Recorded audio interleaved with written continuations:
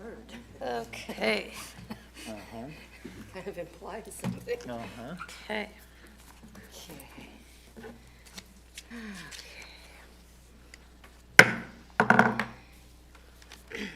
Welcome. This is a special meeting of the Kent School Board District, or Kent School District Board, which is held in public to comply with the Open Public Meeting Act. At this time, we will be going into an executive session for approximately 75 minutes. The purpose of the executive session is to evaluate the qualifications of applicants for public employment and to discuss with legal counsel potential litigation and the legal or financial risks of a course of action.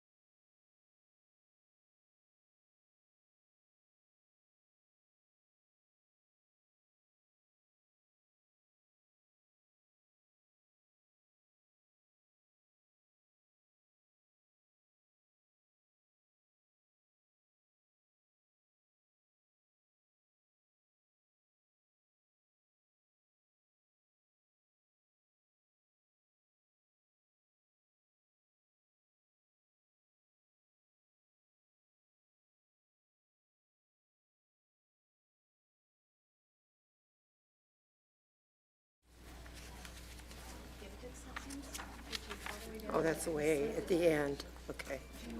Normally we would wait until that item ends, but do you want to accept the comment early on so that he doesn't have to? Yeah, I would think so, yeah. I mean, I don't think they're gonna object, right? All right, thank you so much.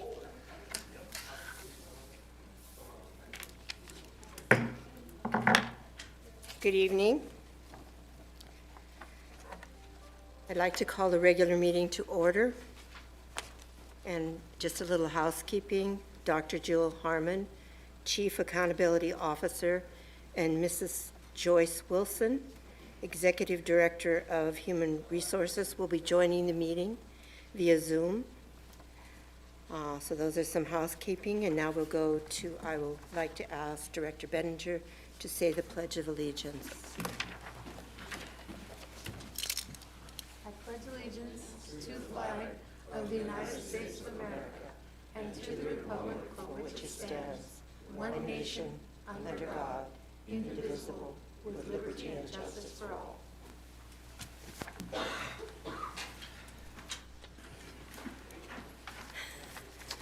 Well, it's good to see some shining faces out there. The sunshine must have brought you in, right? We welcome the public's participation in this board meeting and thank those of you who have come to this meeting and those who are viewing on our live stream. And just going over our process for audience participation. The purpose of the board meeting is for the board to conduct its business in public. During the meeting, the board will listen to but not respond to comments from visitors.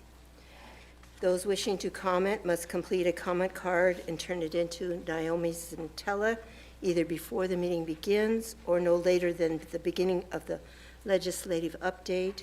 No cards will be accepted once the report has begun. Visitors who have completed a comment card indicating a desire to speak to an agenda will be called at the portion of the agenda. There is a brief delay in the live stream audio. We will allow for extra time for you to make your way to the boardroom if you are in an overflow room. When it is your turn to address the board, please state your name at the start of your testimony. Public comments will be heard after the opening during preliminary communications from the audience, a specific agenda, and during final communications from the audience. Students will be the first to speak on any topic. Please limit your remarks to 3 minutes. You will hear a timer when 3 minutes are up. Please do not use specific names of staff or students or personal identifiable information. Abusive public comments personally directed towards staff or members will not be tolerated. The president may interrupt or terminate an individual's statement when it is too lengthy, obscene, or irrelevant. Per board procedure, written material to provide board members with background information should be submitted to the superintendent's office at least 1 week in advance of the meeting. All right, we're on to the land acknowledgement, and I'm going to call on Director Clark to read that, please.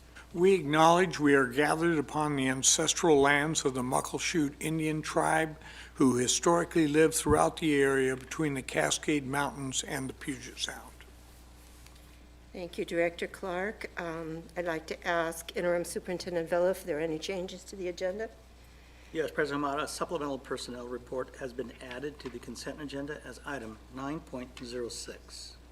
Okay. All right, I'd like to entertain a motion. I move that we accept the agenda with the changes from the superintendent. I second. Discussion? It has been moved and seconded that we accept the agenda as written with the additional supplemental personnel report at 9.06.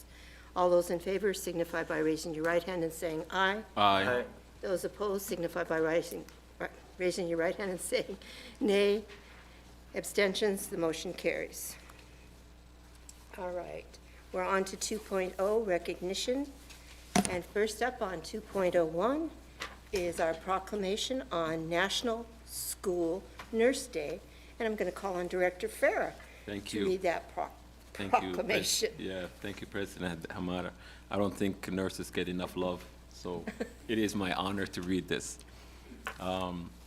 Whereas all students have a right to have their health needs, safety, and while in the school setting, and whereas children today face more complex and life-threatening health problems requiring care in school, and whereas school nurses are professional nurses that advance the well-being, academic success, and lifelong achievement of all students by providing a critical safety net for our nation's most fragile children. And whereas school nurses act as a liaison to the community, to the school community, parents, and healthcare providers on behalf of children's health. And whereas school nurses support the health and educational success of children and youth by developing a providing program and leadership. And whereas school nurses understand the link between health and learning, are in a position to make a positive difference for children every day. Now, therefore, be it resolved, the Kent School District Board of Directors hereby proclaim May 11th, 2022, National School Day Nurse in Kent School District, and urges all citizens to join in this observance. Signed this 11th day of May 2022, all board members and interim Superintendent Israel Bella. Do we by any chance have any nurses in the room tonight? Well, let's give them all a round of applause.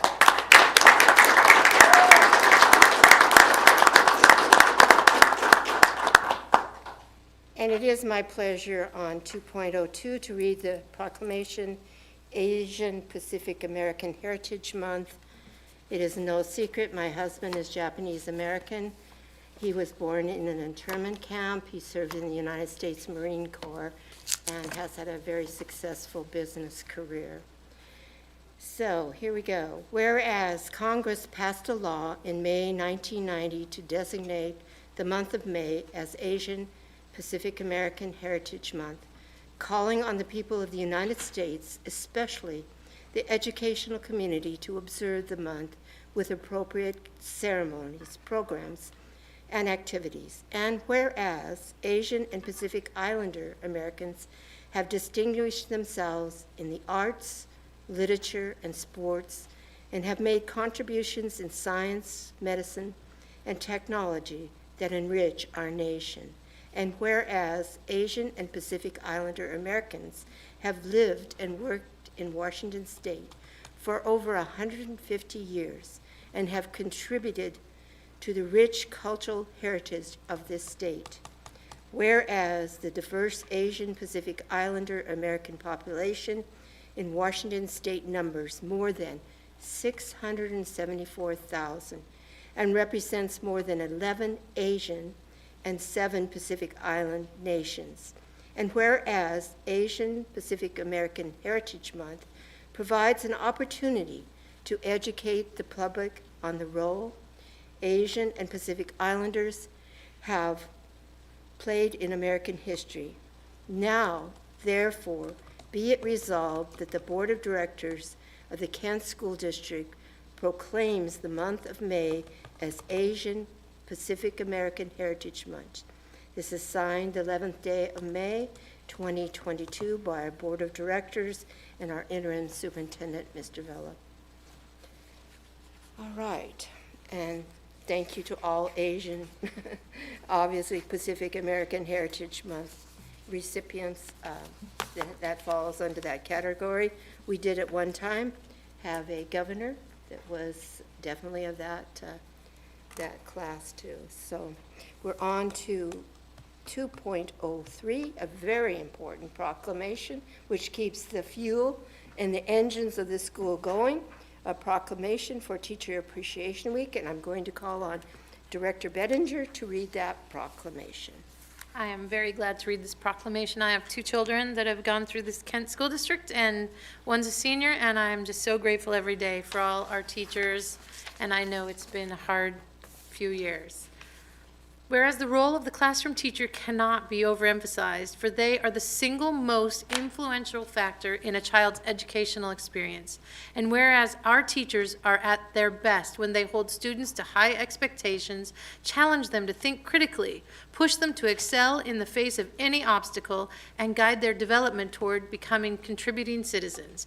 And whereas, under the expert direction of our teachers, classrooms throughout Kent School District are places where students are given the opportunity to display creativity and imagination and develop a passion for learning that will last a lifetime.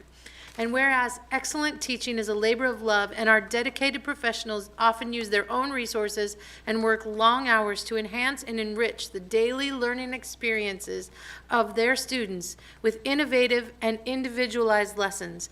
And whereas educators shape the future of our community and nation as they work each day to prepare our students to compete globally.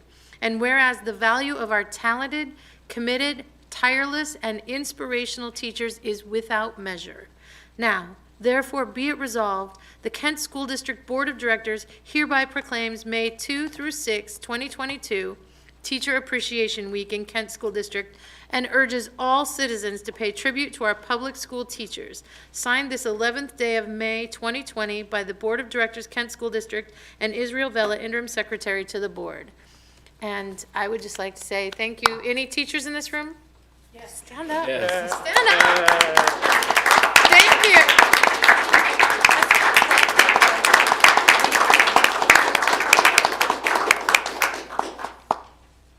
As a matter of fact, I think I see our Kent School District Teacher of the Year out there in the audience.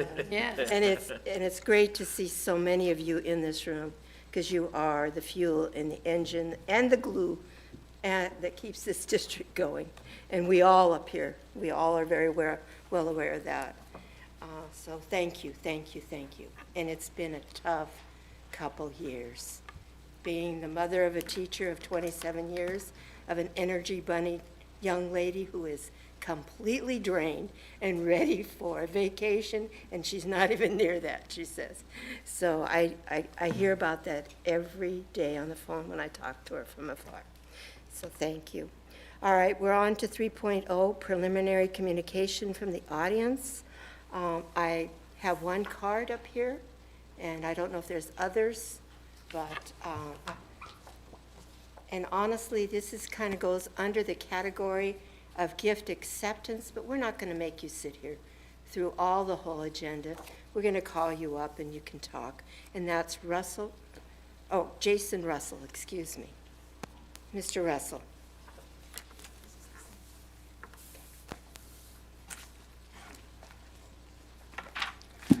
Good evening, Kent School District School Board, respective Kent School District officers, and everyone in this assembly.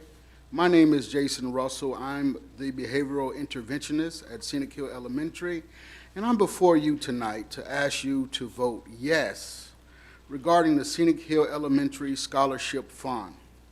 At our school, our mission statement is for our students to graduate with options. And also at Scenic Hill, we believe in putting our money where our love is. And our love is our students. Currently, we have pledged over $5,000 from teachers to provide seniors in a Kent School District high school with some form of scholarship. We're asking that you do this because here it says successfully preparing all students for their futures. I think it would be awesome if you will allow us to put something in their pockets as they go on that journey. Thank you. Thank you so much, Mr. Russell. We appreciate you coming in and your service to the school district at Scenic Hill. Thank you so much. And we have another, and it's on a similar topic, and that is Michael Carney.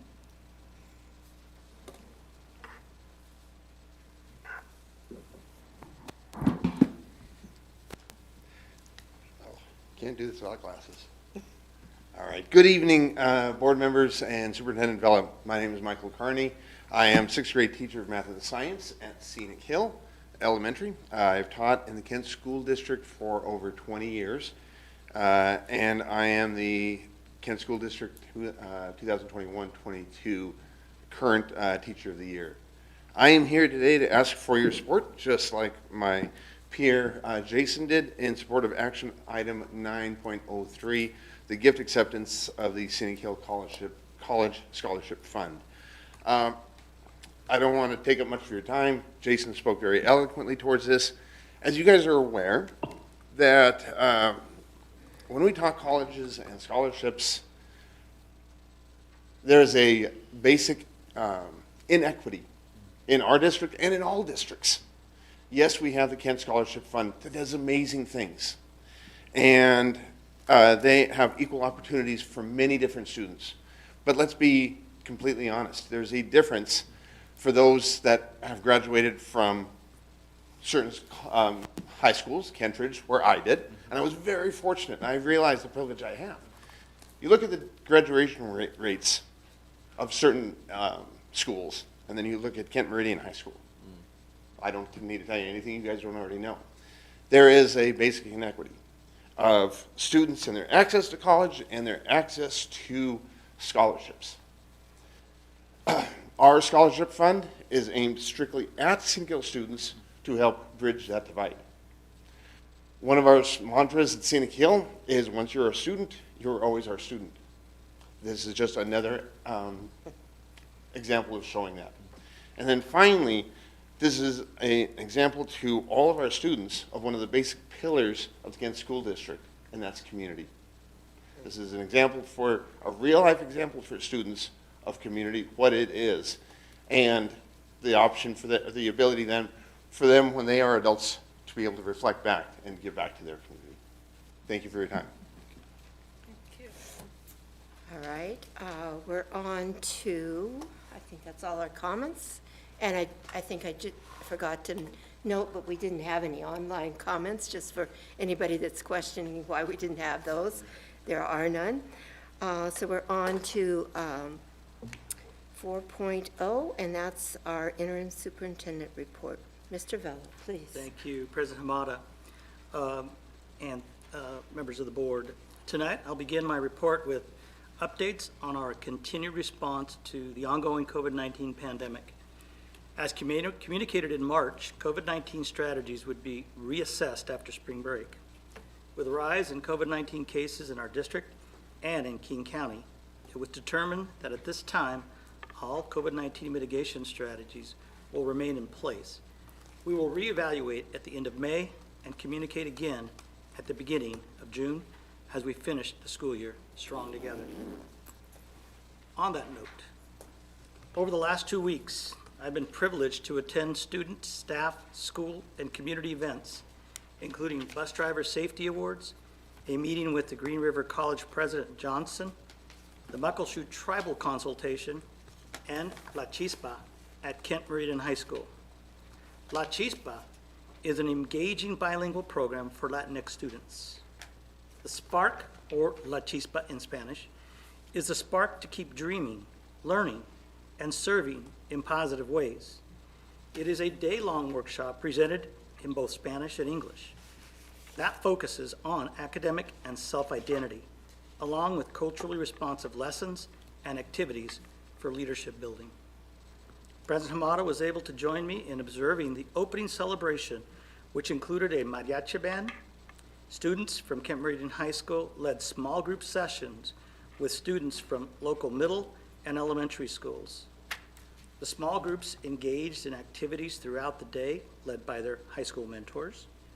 I'm inspired by the leadership skills the students are learning and by the positive experience this provided for both our high school, middle school, and elementary students that attended. Thank you to our staff and students who partnered with the Association of Washington Student Leaders to bring this learning opportunity to our students and empower them to keep dreaming, learning, and serving. Community, as we heard today, is very important. Community is one of our core values and I believe building relationships with our community and local higher education organizations, along with strengthening our partnership with the Muckleshoot Tribe, is important to our students' success.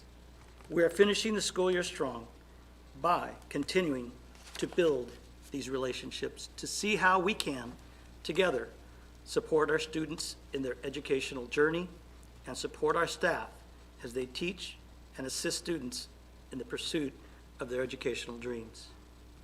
Staying strong.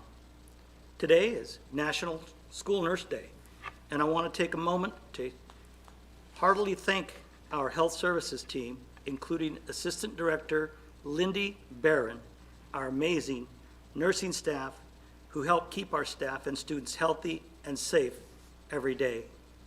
I had an opportunity to thank them personally today in this very room. They meet monthly, and they were going through some of the awards, and I had the opportunity to thank them on behalf of our board and myself. They have not only risen to the challenges of this pandemic, but frequently go above and beyond in providing services to our students, families, and staff. Thank you.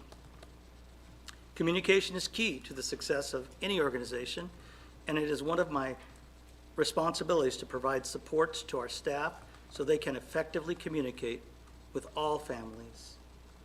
As a bilingual individual growing up in the educational system, I certainly know and understand that access to interpreters and translated documents is critical for student achievement. I have been working with our Office of Communications and Public Affairs team to centralize the language service process so that language services are readily available for all staff to access to effectively communicate with families. We are acting ahead of legislation. The Language Access Bill, House Bill 1153, that will be implemented in the coming year, requiring OSPI to develop language access program standards and a credentialing process for interpreters. We are continuing to support our families with language access services as OSPI begins the process to implement the requirements of the new bill. Since last fall, the communication team has worked to centralize the interpreter and translation services for the entire district. It began by allocating funds to hire a full-time Spanish interpreter and translator. In October, Ninfa Pozos was hired as our full-time in-house Spanish interpreter and translator. She is available to provide interpretation services and to translate documents. Since Ninfa was hired in October, she has created a process for interpretation and translation requests and updated this information on StaffLink. Then communicated to all staff about these services. Ninfa began providing Spanish language interpretation and translation services to our schools and staff in November and has since averaged over 37 interpretation sessions and translation services per month. With that number growing daily, as more staff become aware of the benefits of using our KST Spanish interpretation and translation services, additionally, funds were also set aside to partner with a language service company to provide on-demand and scheduled interpretation services, along with documentation or document translation in over 100 languages. This service is easily accessible to every staff member across the district. Any staff member, including teachers, paraeducators, office staff, and administrators, can create their own user account and access languages services as needed to effectively communicate. We began piloting this language program in March, and I am pleased to report there are 447 KSD user accounts for staff members that are accessing language services every single day. The billing has also been centralized so that staff can simply use the language services as needed to provide two-way communication with our families in keeping with our strategic goal number 2, engage parents, students, staff, and community in two-way communication focused on equity and excellence. These are but a few things I am highlighting from across the district in tonight's report. Please know there are outstanding staff, teams, and communities across our great district who are leading the quest for equity, excellence, and community in the Kent School District every single day. I want to say how proud I am to be part of this exceptional team as we continue to plan for the next school year and starting strong. To continue to rise to the challenges that come our way as we educate the children of our community and successfully prepare them for life beyond the classroom, whether that be in a job, a technical program, or a college degree. Thank you. This concludes my report. Thank you, Mr. Villa. We're on to 5.0, legislative update. Just a reminder that if anybody else wishes to testify, please get your cards up here, because we do want to hear from you, but we do have a cutoff point. So, all right, I'm going to call on our able-bodied in mind and soul, Director Farah, to do our legislative update. Thank you, President Hamada. This report is really short because I'm in communication with Interim Superintendent Vela. We had a meeting about what are our priorities for the next legislative year. I also had a meeting with Dr. Harmon and Mr. Rurick, and kind of get ideas of what we should be talking about during this fall, which is the General Assembly. I want to make sure that we are all speaking in one language and be able to present our top priorities that are shared with other districts and the specific ones that we need as a district to present and make sure that we work towards that. And we'll have a meeting,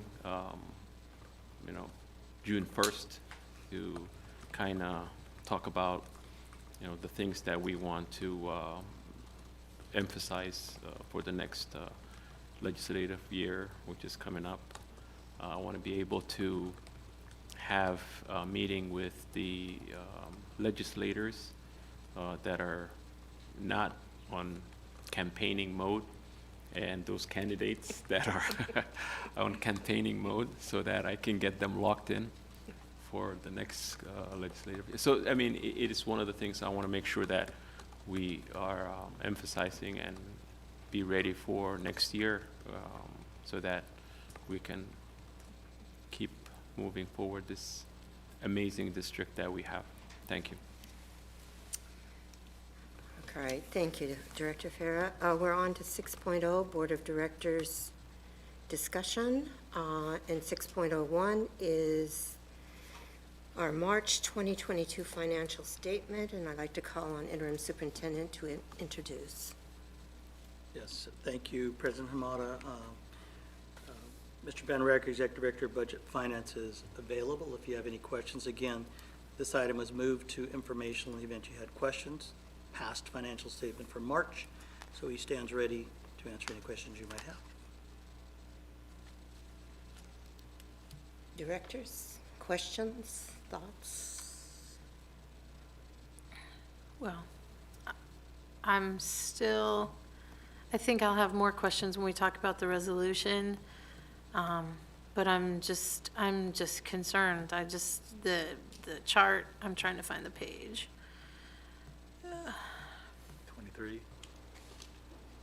Yeah, probably. Okay. 20, yeah, the general fund revenue versus expenditures ratio, that one matches the other chart. Oh, where is it?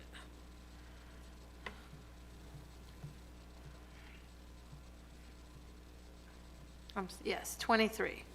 You're exactly right. So, that, I'm trying to understand, we had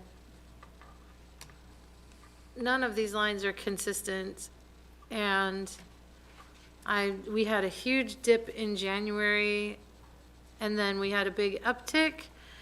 Is that, I'm just trying to get clarity on what that is. So we started moving up in February, which we saw last month, and now it's moving up again. So, So I want to make sure I'm looking at the same graph here. So page, there's the, page 23. yeah, unfortunately, my printed version Oh, doesn't total have- general fund balance levels Okay. by month. Okay, so not the revenue to expenditure, but the actual Yeah. fund balance amount. And your question is why the irregularity in the shape? Yeah, Okay. So we pretty much, as you'll recall, held off on any sizable ESSER claims this year until February. So we had a few, just small claims, but basically we made our first large claim in February. And I don't know if the members recall our discussion about that V-shape during that meeting. And then we made another claim. And so what you're seeing right now is essentially the, for lack of a better term, the propping up effect of the ESSER stabilization money on that fund balance. So, and just for your information, I took a peek at April, so the month of April is done, but we're not fully finalized, right? That takes a month to close a month. But we're gonna come in, right around that $79 to $80 million range in April. So we're gonna kind of, for a while, track just short of the dark blue line. We would not be doing that had we not made sizable ESSER claims. So that's kind of the X factor, if you will, that is atypical of any previous year. okay. And then, so I guess also, okay, so that accounts for February, March. And then we had a dip in November, each November it dips, and then, but seeing the February and the March together, then, again, I'm concerned, so what was the dip in January? Okay, so if you'll allow me to generalize, I mean, there's probably 15 different things that contribute to that, but if you're comfortable with some generalizations, Sure. okay? So that's the first month that the state starts sending us revenue according to our actual enrollment, not according to our budgeted enrollment. So there's some reconciling and truing up that happens beginning in January. So in years where you overproject versus years that you underproject, you can see countervailing movement in the month of January. And each subsequent month for that matter, but that's why you would see kind of a difference between December and January. Okay. And in fact, without that ESSER funding, we would be closer to the goal line, would we not? Indeed, we would. Yep.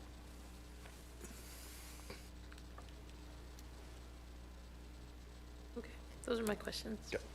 I guess my question had to do with the state legislature passing the backfill, whatever that was called. Where does that come in, and where's that going to show up? Yes, thank you for bringing that up.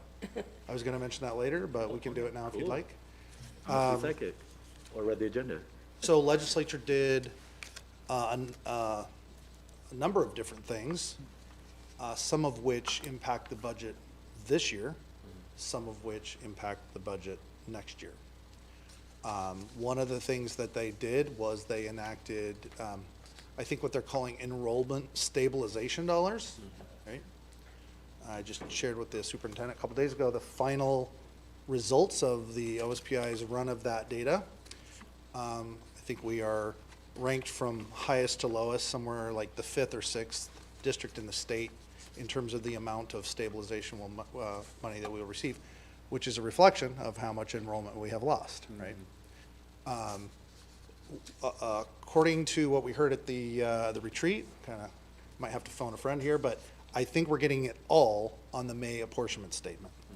So, if you're uncomfortable with some of these V's before, you're going to see another one because we're going to get an atypical revenue pattern here. Yeah. Where in no previous, May in recent history would we have received like a lump sum like that. So it's challenging because I really like these graphs in terms of comparing to a prior year. It's getting harder and harder to do that when the patterns aren't consistent, right? But there's good reasons for the inconsistency. Yes, absolutely. We can, That's- we that's can- the good news. We can tell the story. Some But- good reasons. The enrollment is a big concern. Yeah. Further questions, any? And revenue forecast for the state usually comes in March, is that correct? Let's see. It's been a while since I've had to do that work. I think the one that'll be most impactful to us will be the June forecast. Okay. That we already know, if you're talking about the revenue forecast for school districts, we now know that, so we have good revenue figures. That was reflected in your last work session. But in terms of the state's revenue forecast, like, not just education, but literally the entire, I believe they do one in March and one in June. And that gives us a kind of a sneak peek into what Director Ferraro was just talking about, which is like, how ambitious can we be next session in terms of asks, the whole K-12 system, not just Kent. Any further questions, discussion? Yeah, if there's a chart to keep your eye on, it's the last one, and it'll continue to show that. So from 17, we're down 2,354 student fatigue. Thank you, Mr. Berry. All right, we're on to 6.02, future board scheduling discussion. And it's been kind of my cadence and my drum roll in my first year as president and my year this year to get our policy work up to date, and we've been doing it. As you can see tonight, you'll see all the policy work that's been on there. But we want to talk about future scheduling. And one thing I didn't think about, because I was saying, let's just do this all summer long. And I think, I'm gung-ho, I can do this all summer long. But some of our staff has some scheduling, and that's when they take their vacations and stuff. So we want to kind of talk about that today, as I understand.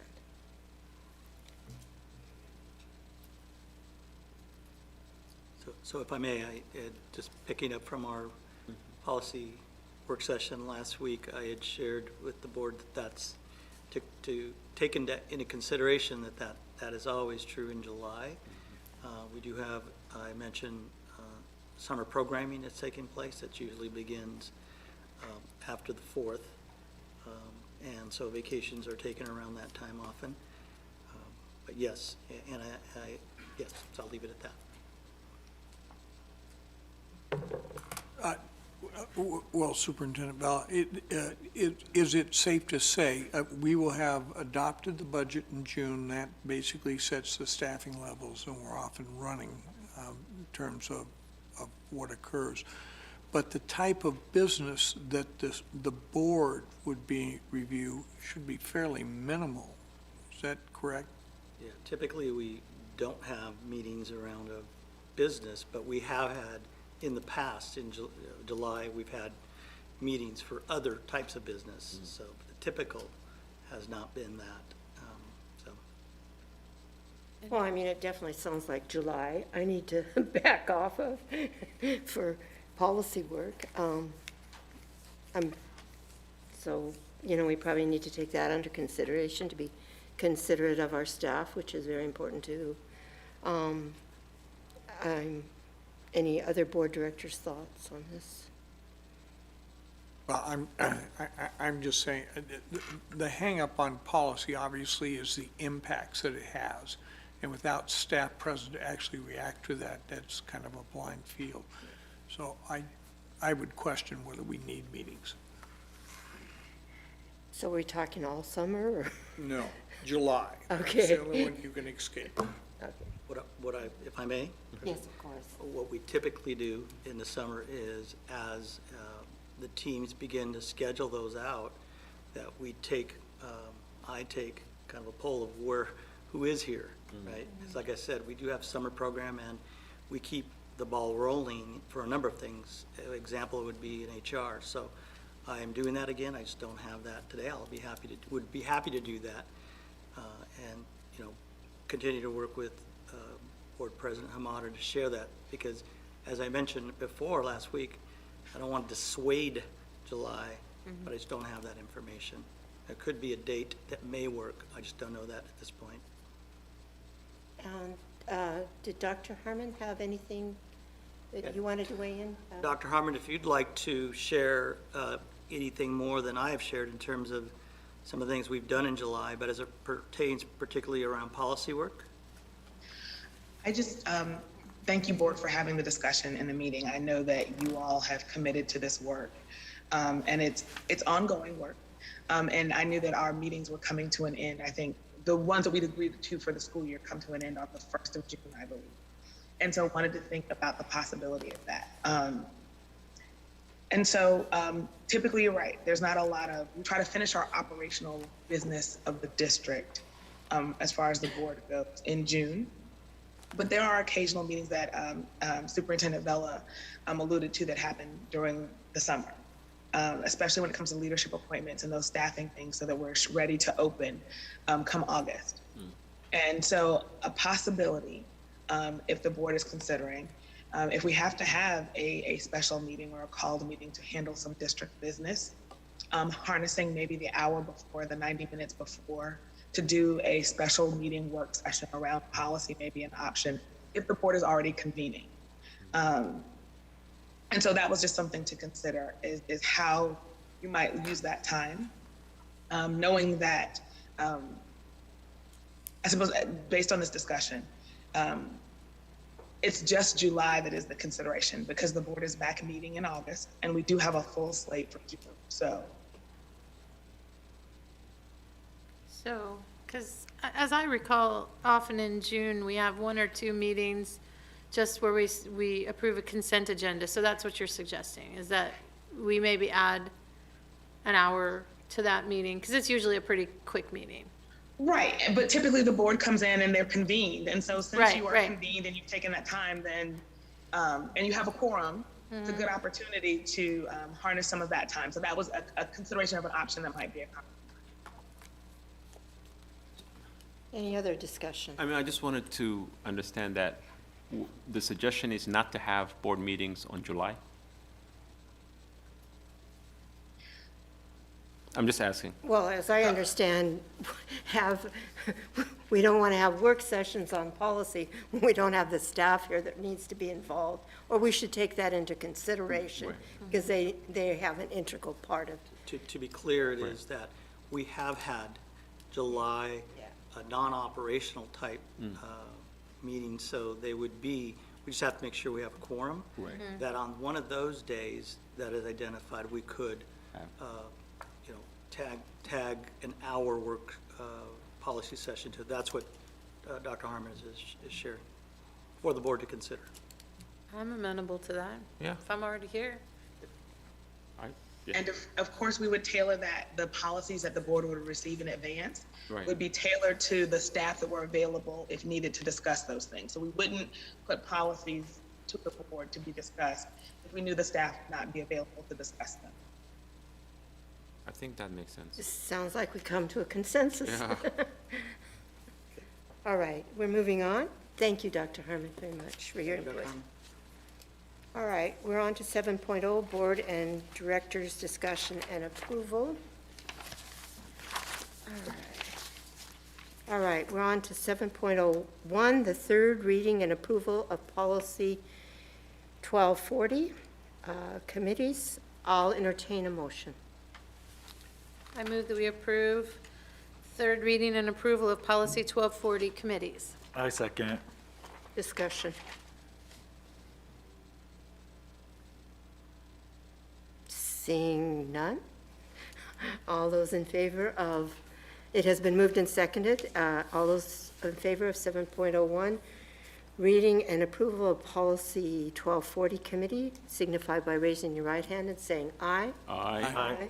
All those opposed signify by raising your right hand and saying nay. Abstentions, the motion carries. We're on to 7.02, third reading and approval of policy 1450, absence of a board member. I'll entertain a motion. Move approval of 1450 policy. Second? Discussion. Seeing none, we'll call for the vote. All those in favor of 7.02, third reading and approval of policy 1450, absence of a board member, signify by raising your right hand and saying aye. Aye. Abstention, or no. All those not in favor of policy 1450, signify by raising your right hand and saying nay. Abstentions, the motion carries. We're on to 7.03, second reading and approval of policy 2161, special education and related services for eligible students. I'll entertain a motion. I move that we approve the second reading of policy 2161, special education and related services for eligible students. Second. Discussion. I just want to thank Mr. Pan for being here at our work session to answer questions. And that's all I wanted to say. All right, it has been moved and seconded for the second reading and approval of policy 2161, special education and related services for eligible students. All those in favor signify by raising your right hand and saying aye. Aye. All those opposed signify by raising your right hand and saying nay. Abstention, the motion carries. We're on to 7.04, and that is second reading and approval of policy 3122, excused and unexcused absences. I'll entertain a motion. I move that we approve 7.04, second reading and approval of policy 3122, excused and unexcused absences. I second. Discussion. Seeing none. All those in favor of 7.04, second reading and approval of policy 3122, excused and unexcused absence, signify by raising your right hand and saying aye. Aye. Those opposed signify by raising your right hand and saying nay. Abstention, the motion carries. We're on to 7.05, second reading and approval of policy 3111, accommodating students with seizure disorder or epilepsy. I move approval of policy 3411, accommodating students with seizure disorders or epilepsy. Second. Discussion. Seeing none, I'll call for a vote on 7.05, second reading and approval of policy 3111, accommodating students and with seizure disorder or epilepsy. All those in favor signify by raising your right hand and saying aye. Aye. All those opposed signify by raising your right hand and saying nay. Abstention, the motion carries. We're on to 7.06, second reading and approval of policy 3421, child abuse, neglect, and exploitation prevention. I'll entertain a motion. I move that we approve the second reading of policy 3421, child abuse, neglect, and exploitation prevention. I second. Discussion.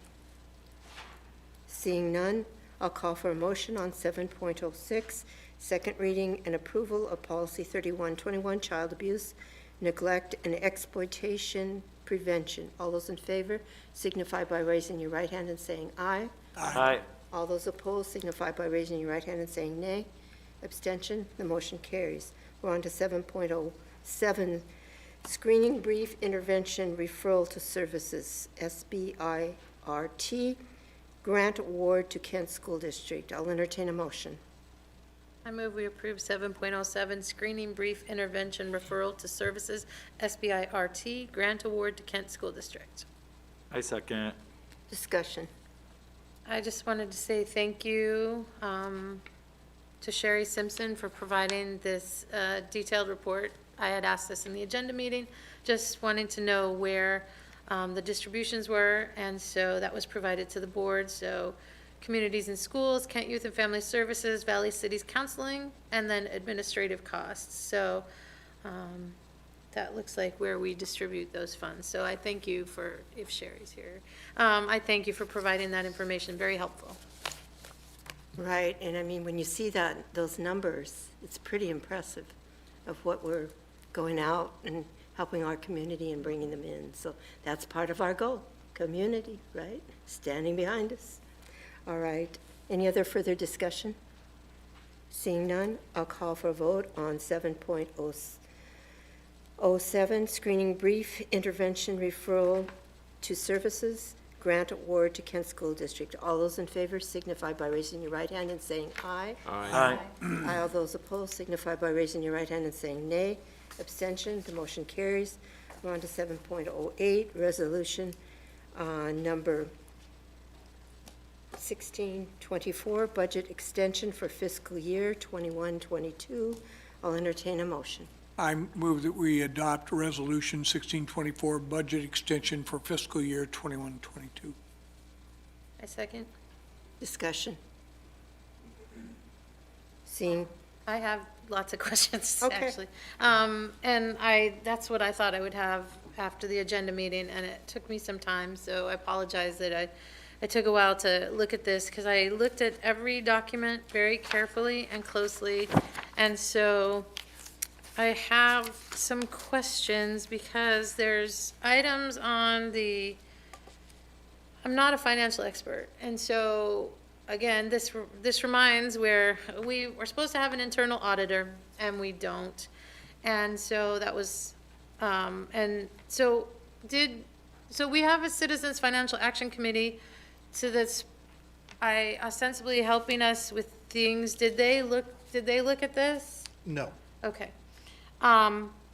So I tried to look at this and compare it to the resolution, and so there are several line items that aren't in the resolution that are changes, but the one I'm most concerned about is there's on page 1 of the form, can we bring it up on the screen so everybody sees it?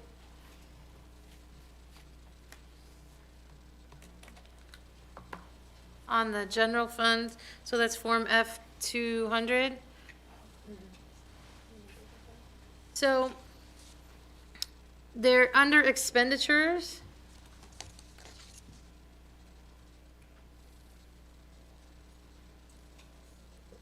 Can I interject for just a second? I'm happy to answer all your questions. Does everybody understand what this is? Like at a high level, what we're doing here? Not a high level, like, I so give you- that's gonna be part of my question, yeah. Please. Can I give you 3 minutes, just high level, so everybody knows what generally is happening, then we'll go right back to, that was not an attempt to, I know we're gonna do that, but I see some quizzical looks, so. What this is that, we came to a point this fiscal year where we came to a recommendation that we wanted to do, one thing, which was pay off some debt. And in order to pay off some debt, we needed a budget extension. Once that was true, once we knew we were going to do a budget extension, there are other things that we did that I would categorize under good housekeeping, but not strictly required. And I'll explain some of those, and some of those are going to be the subject of Director Bettinger's questions. But I want you to understand that this is really being driven by 2 things only. One is we want to pay some debt. We can't do it unless we have the amendment. So that, whether or not the discussion about the debt, that's a good discussion to have, because that's really what's on the table. And the second thing is the timing of some of our ESSER claims as it relates to the capital fund. If we wanted to wait until next September, we could just develop it in the next budget, but we put in the capability of making some of those claims earlier just to preserve our options, okay? So it's really those 2 policy actions that are driving the creation of this F-200 budget extension and why it is before you today. There are lots of other things in here that are not a result of those 2 core actions. And I'm happy to explain them, but they're not strictly required. And it's kind of like, once you're going to do a budget extension, you clean up a few other things that, so I'm happy to walk through those. I appreciate your indulgence. We can return to the questions. Okay. And like I said, I did submit these in advance, but probably not in a lot of time. So again, back to expenditures. So on line C, other financial uses, transfers out, general ledger 536. There's $7,182 plus. Correct. I'm sorry. So $7 million plus. Correct. So where's that going? What's this transfer for? Okay, so there's 2 parts to that. The first part is that we would be moving money from the general fund to the debt service fund for the purpose of paying off the debt. So the remaining balance on the debt is 2.1 million. And then the second piece is an estimate. There's no magic to this number, but we have an estimate of $5 million of, and let me walk you through this. So if we want to make a claim, for example, one of the things that ESSER covers, remember, a lot of ESSER was about air quality, about improving HVAC. A lot of those costs are in the capital project fund, right? So we're trying to understand from OSPI, okay, how do you make that claim? Transactionally, how does that work? And what we're being told is, you make that claim through the general fund, you receive those proceeds in the general fund, then you got to send them to, transfer them to the capital projects fund. Now, that doesn't strike me as a terribly intuitive process, but it is what it is. So in order to comply with that, we don't show that interfund activity in our currently adopted budget. So we need to have that capability to receive that money in the general fund, move it to capital projects fund. That dollar amount was 5 million, Director Bettinger. So the combined amount of those is the 7.1. I'm sorry, I didn't catch, the 2 million is going where? That's the debt repayment, Okay, the 2.1. okay, 2.1. Okay, so general ledger number 536 is general fund? I'm sorry, do that one again? So it's line C is other financing uses, transfers out, general ledger 536. That's right, that's transfers out of GF. Okay. And then, so, also, where is it that I was looking? Total revenues, expenses. Then, on the next page, so page 2 of 3, line F, total beginning fund balance. So the current budget, total beginning fund balance is 61 million, almost 61.7 million. But you're 2 of 3 on the, on Form F200, page 2 of 3? Page 2 of 3. And it is line F under beginning fund balance. Yes. So we're changing our, I'm trying to understand how we're changing our beginning fund balance. And I see that it's money's going in and out from different columns up above. Yep. But still, it's like, I thought our beginning fund balance came from the closure of last year. And so we're reducing it by 3.1 million? Yeah, so I'm going to get into the weeds of that with you, but for everybody's benefit, this is not our projected fund balance. This was our original budgeted fund balance, and we're making adjustments from that. The ultimate result of these changes is not going to result in a number that's going to be close to what our actual ending fund balance is going to be, and I will explain that at the conclusion of our questioning here. Okay, back to your question then. So, yeah, there's really 2 adjustments that are happening separately here. So the first one is when we do the original budget, we do it in like April and May of last year, right? We do when you do the first F195 and you come up with a projected ending fund balance in, we usually do it in May, maybe very early June, before we, bring it to the board and then we send it off to ESD, right? So we do an estimate then. That is the 6169 number, right? Then we go and end up closing out the year in typically the following November. That's when we know the actual fund balance, right?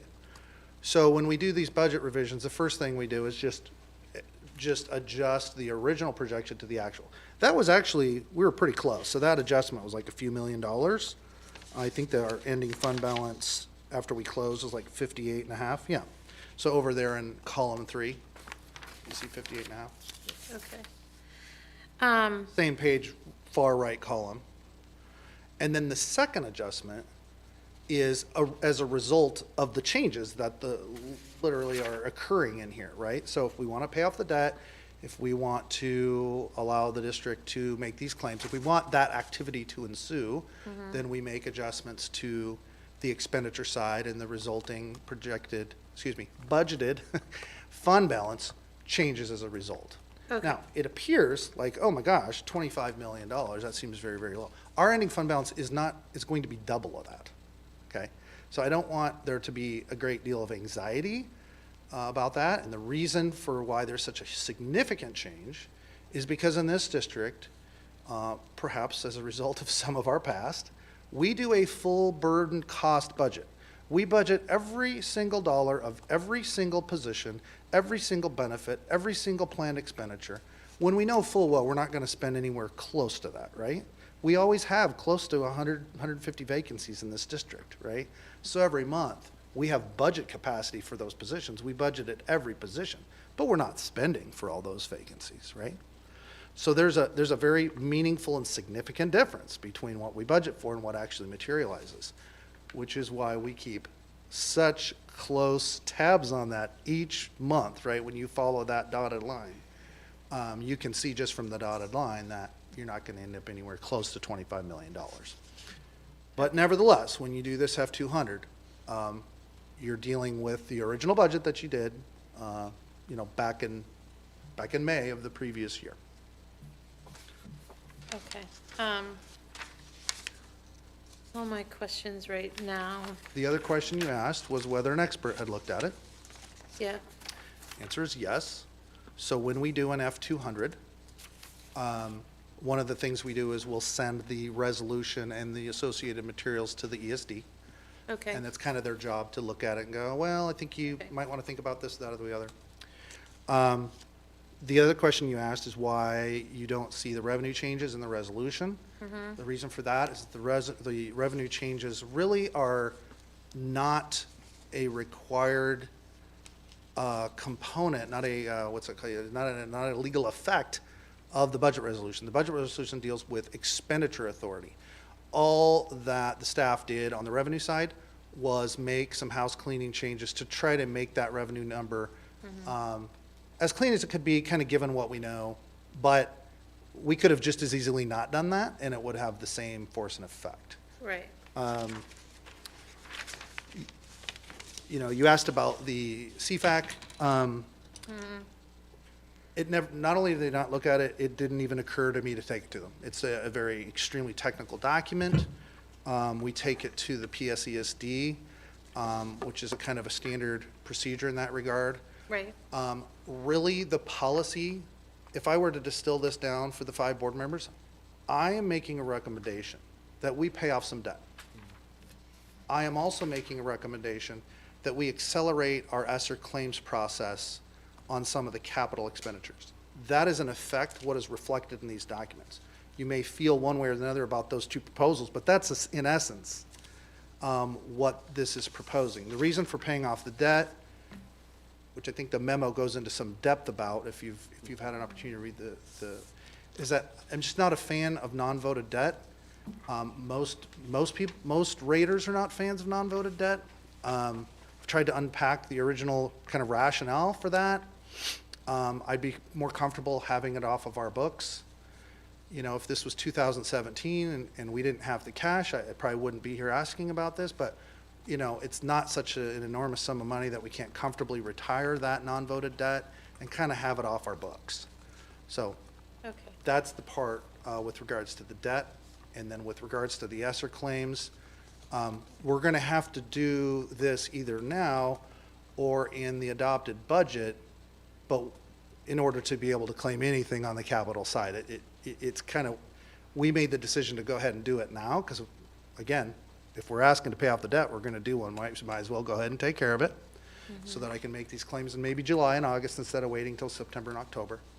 And that's essentially what's going on there. So I'm sorry, I regret that I was not able to get back to you sooner. I had a minor surgery this morning, and that kind of kept me from working on those questions. But we spent about 3 hours of staff time today compiling the answers for all the questions that you asked.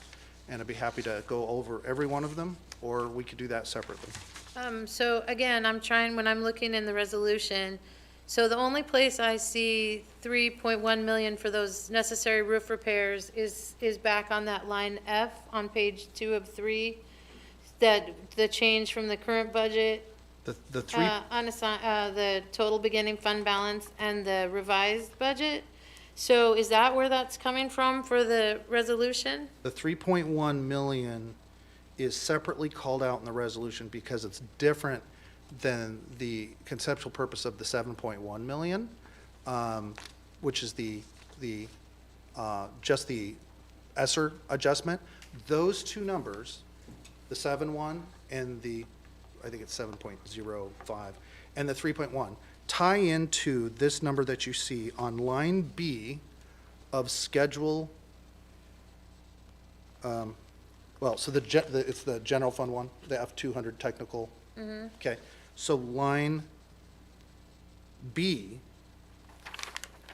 in the second adjusted line. So that 10.18 is the combination of the 3.1 and the 7 point, and they're just separately called out in the resolution because they're separate purposes, and we're trying to kind of Okay, be transparent about that. okay. It's just because this one, they're just so similar in number.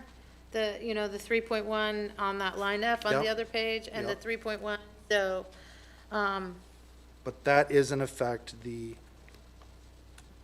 that's the net sum of those two. so if we didn't pass this, what would happen? If we didn't pass this, we wouldn't pay off the debt, or we couldn't pay off the debt. We would, in effect, well, it's actually an interesting question, because if we didn't pass it, I would be kind of asking, I'd probably go to the superintendent's site. So did you think they don't want to do this at all, or do you think they don't want to do it now, in terms of the ESSER claim part? If the answer was, we don't want to do it now, we would basically develop a budget that did the same thing that you would adopt. But if you didn't want to do it at all, then we wouldn't do that. But it's more or less the difference between taking care of some business in the third and fourth quarters of the current fiscal year versus kind of waiting to the fall. But the debt thing is just kind of in or out. If it doesn't pass, we don't do it. And that was kind of the first mover of this entire F200. Yeah, I just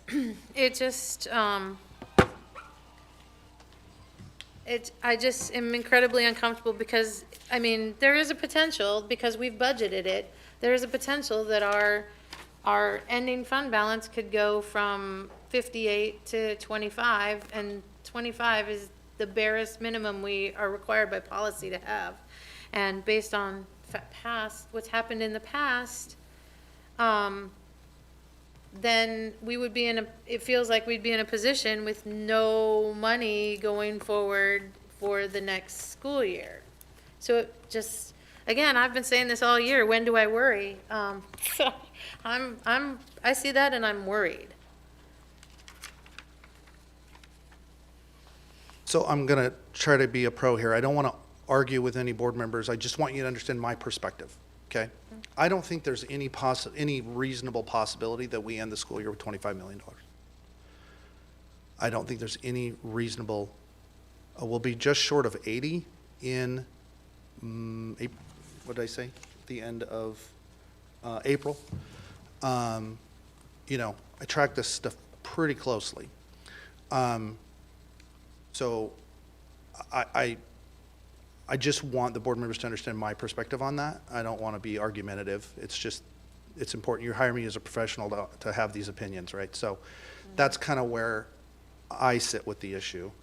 And then would love to answer any other questions that the board members have. And thank you for the opportunity to explain my. Isn't it also basically true that we are not done in claims of ESSER money? Oh, yeah, not even close.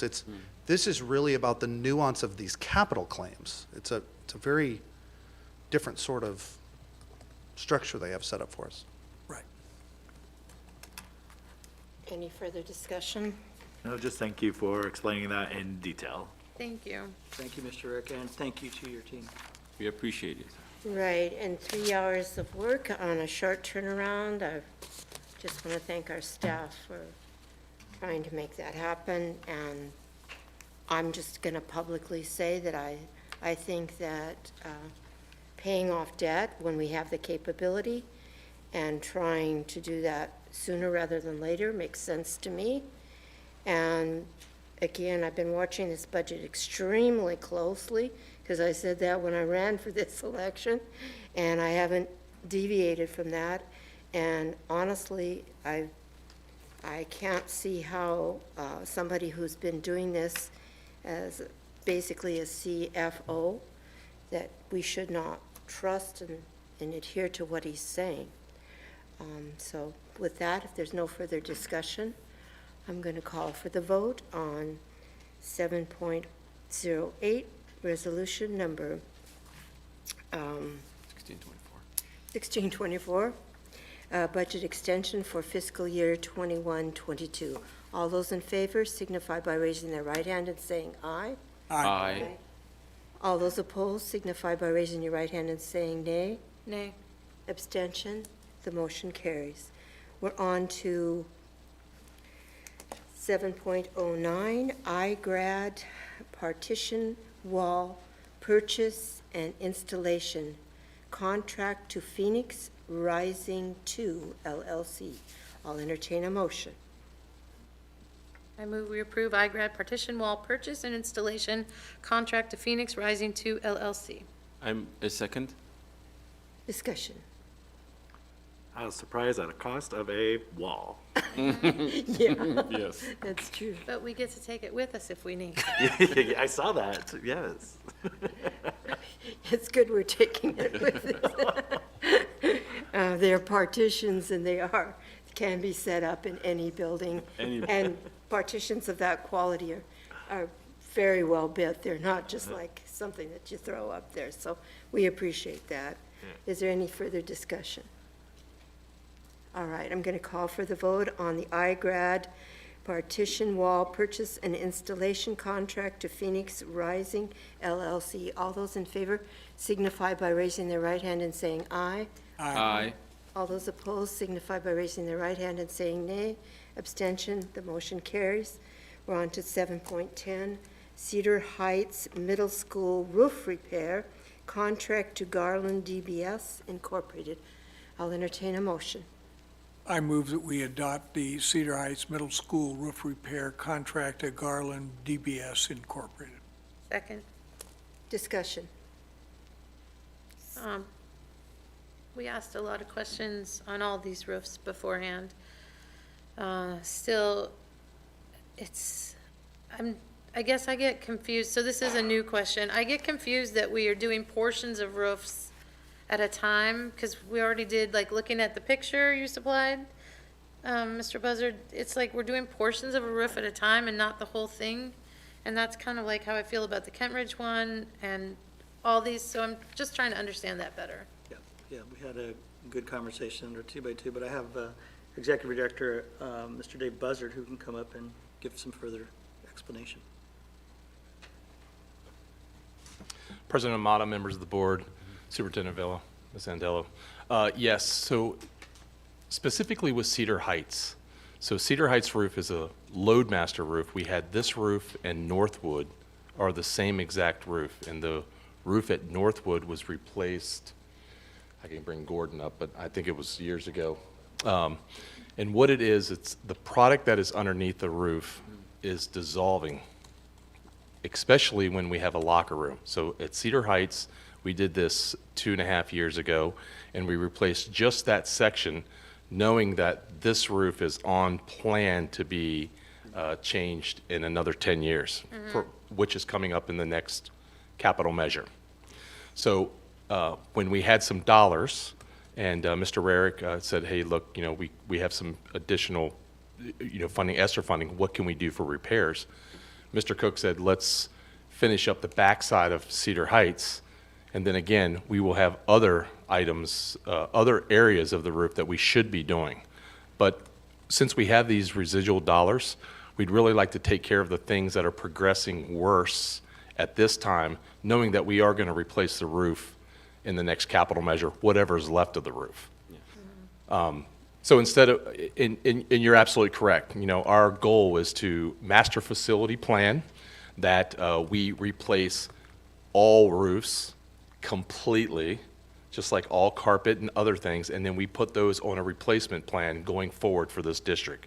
That way, we know exactly when we need to replace it, and we can budget for those funds or go out for another capital measure to be able to do those.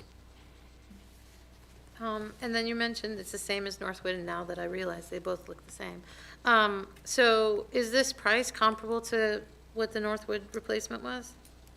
We would have to go back, and I can go back and double check with that, Okay.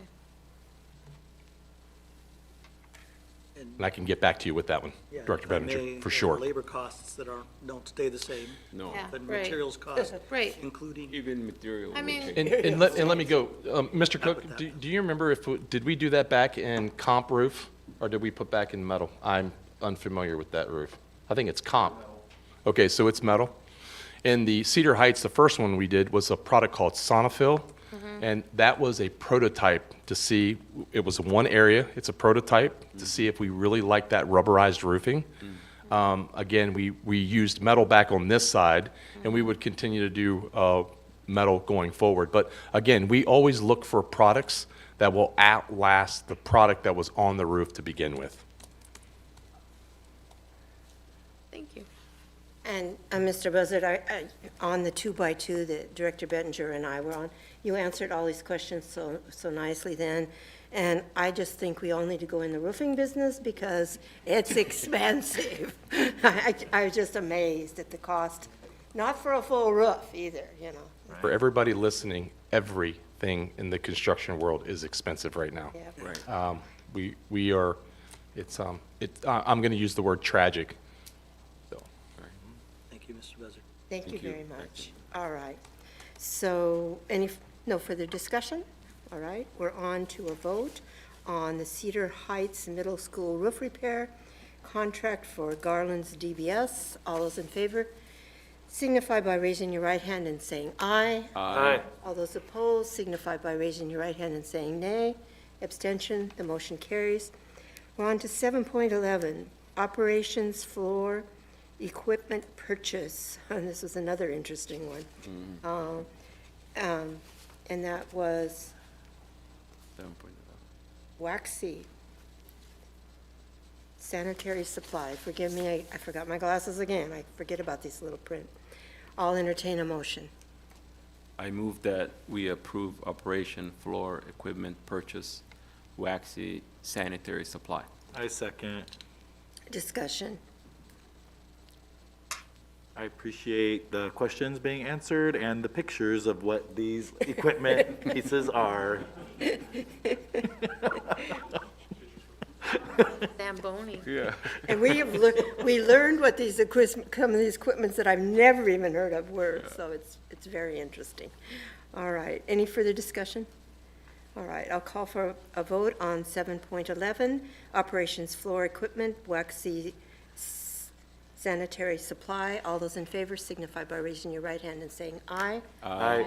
All those opposed signify by raising your right hand and saying nay. Abstentions, the motion carries. We're on to 7.12, Kent Lake High School roof repair contract to Garland DBS. I'll entertain a motion. I move we take the Kent Lake High School roof repair contract to Garland DBS Incorporated. Second, Discussion. another roof, expensive one. Yeah. Again, I would echo what President Hamada said. Thank you for answering all these questions we had at the 2x2. All right, I'll call for a vote on 7.12, Kent Lake High School roof repair contract to Garland DBS Incorporated. All those in favor signify by raising your right hand and saying aye. Aye. Aye. All those opposed signify by raising your right hand and saying nay. Abstentions, the motion carries. We're on to 7.13, Kent Lake High School brick joint repair contract to Garland DBS. I'll entertain a motion.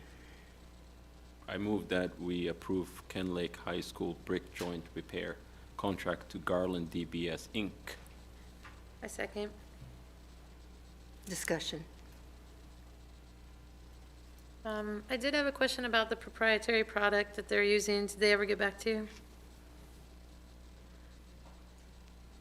Mr. Buzzard? Director Benninger, no, they have not. Okay. But in their, in looking at their website, that product is a part of theirs because they are a global vendor. Okay, So I would think that it is, but we will get back to you on that one. okay. Further discussion? Seeing none, I'll call for the vote on 7.13, Kent Lake High School brick joint repair contract to Garland DBS. All those in favor signify by raising your right hand and saying aye. Aye. All those opposed signify with your right hand and saying nay. Abstentions? The motion carries. We're on to 7.14, Kent Lake High School mansard repair contract to Wayne's Roofing. I'll entertain a motion. I move we approve 7.14 Kent Ridge High School mansard repair contract to Wayne's Roofing Incorporated. Second. Discussion. Another roof. We need to go, we need to develop our own high school kids to be roofers, maybe. And they could give us a deal then, maybe. No, I'm being frivolous here. Further discussion? Seeing none, I'll call for the vote on 7.14, Kent Ridge High School mansard repair contract to Wayne's Roofing. All those in favor signify by raising your right hand and saying aye. Aye. All those opposed signify by raising your right hand and saying nay. Abstentions, the motion carries. We're on to 7.15, Cedar Valley Elementary interior paint bid acceptance and award of contract. I'll entertain a motion. I move we approve 7.15 Cedar Valley Elementary interior paint bid acceptance and award of contract. I second. Discussion. Looks like we have no problem with paint. Okay. Questions were answered. Yes. No more discussion? Okay. All right, I'll call for a motion on 7.15, Cedar Valley Elementary interior paint bid, acceptance and award of contract. All those in favor signify by raising your right hand and saying aye. Aye. All those opposed signify by raising your right hand and saying nay. Abstention, the motion carries. 7.16, East Hill Elementary interior paint bid, acceptance and award of contract. I'll entertain a motion. Move approval of East Hill Elementary interior paint project bid acceptance and award of contract. Second. Discussion. Seeing none, I'll call for the vote on 7.16, East Hill Elementary interior paint bid, acceptance and award of contract. All those in favor signify by raising your right hand and saying aye. Aye. All those opposed signify by raising your right hand and saying nay. Abstentions, the motion carries. All right. We're on to, we're still going here, oh boy. 7.17, Scenic Hill Elementary interior paint bid, acceptance and award of contract. I'll entertain a motion. I move- Okay, go Go. ahead. No, you Go go. ahead. I move that we approve 7.17 Scenic Hill Elementary interior paint bid acceptance and award for contract. Second? Discussion. Like Mr. Buzzer said, every single construction is expensive. All right, I'll call for the vote on 7.17, Scenic Hill Elementary interior paint bid, acceptance and award of contract. All those in favor signify by raising your right hand and saying aye. Aye. All those opposed signify by your right hand, signify by raising your right hand and saying nay. Abstentions, the motion carries. We're on to 7.18, Martin Sartoon Elementary interior paint bid and acceptance award of contract. I'll entertain a motion. I move acceptance of the Martin Sartoon Elementary interior paint project and award of contract. Second. Discussion? Seeing none, I'll call for the motion on 7.18. Martin Sartoon Elementary interior paint bid, acceptance and award of contract. All those in favor signify by raising your right hand and saying aye. Aye. All those opposed signify by raising your right hand and saying nay. Abstentions, the motion carries. We're on to 7.19, Meeker Middle School tree removal contract to River Edge Environmental Services. I'll entertain a motion. I move we approve 719 Meeker Middle School tree removal contract to River's Edge Environmental Services. Second. Discussion. I'll call for the motion on 7119 Meeker Middle School tree removal contract to River's Edge Environmental Services. All those in favor signify by raising your right hand and saying aye. Aye. All those opposed signify by raising your right hand and saying nay. Abstentions, the motion carries. We're on to 7.20, Emerald Park Elementary boiler replacement bid acceptance and award of contract. I'll entertain a motion. I move that we approve 7.20 Emerald Park Elementary boiler replacement bid acceptance and award for contract. I second. Discussion? All those in favor of 7.20 Emerald Park Elementary boiler replacement bid acceptance and award of contract signify by raising your right hand and saying aye. Aye. All those opposed signify by raising your right hand and saying nay. Abstentions, the motion carries. We're on to 8.0. Information. Okay. Can I make a motion that we discuss really quickly, 8.02? Is Okay, that do we have possible? any discussion on 8.01 before we move on? Yeah, I have for 8.01 as well. Okay, well, let's start with 8.01 then. That's a great idea. But that was certainly appropriate in the informational, we could go to the other one. So, yeah, I do have our Senior Executive Director of Strategic Initiatives and Operations, Dr. Wade Behringer, who can answer your questions. Good evening, President Amata, members of the board, Superintendent Vela, Ms. Antello. I'm here to answer any questions. I also have our Executive Director, Dave Buzzard, here to answer questions. Just so you know, the executive summary for the capital facilities plan is a procedural piece. We put it in informational because we're sending the large 35-page report to King County to go through and do the technical review. Then they'll approve that, send it back to us, and then we bring it back to you in June for board approval and discussion. So I do understand that. That's great, thank you. I guess what I'm asking for is when it comes back in June, can we get a report on, can the board get a report on what's been completed and what's not been completed from the 2016 or prior bonds? Because we're getting a new bond coming up. Yeah. And so, like, I know there's, like, projects like the Kent Ridge Pack. Every time I volunteer to show there and we have to help, you know, people with wheelchairs or walkers get to open a building on a Saturday and set off the alarms, I'm reminded that those bathrooms aren't ADA compliant.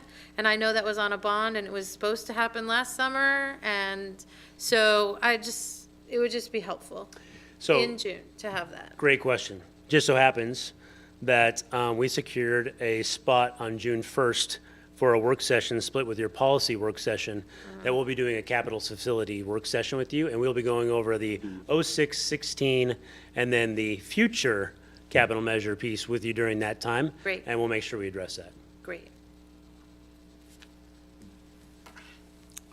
Any other discussion on that? All right, moving on to 8.02.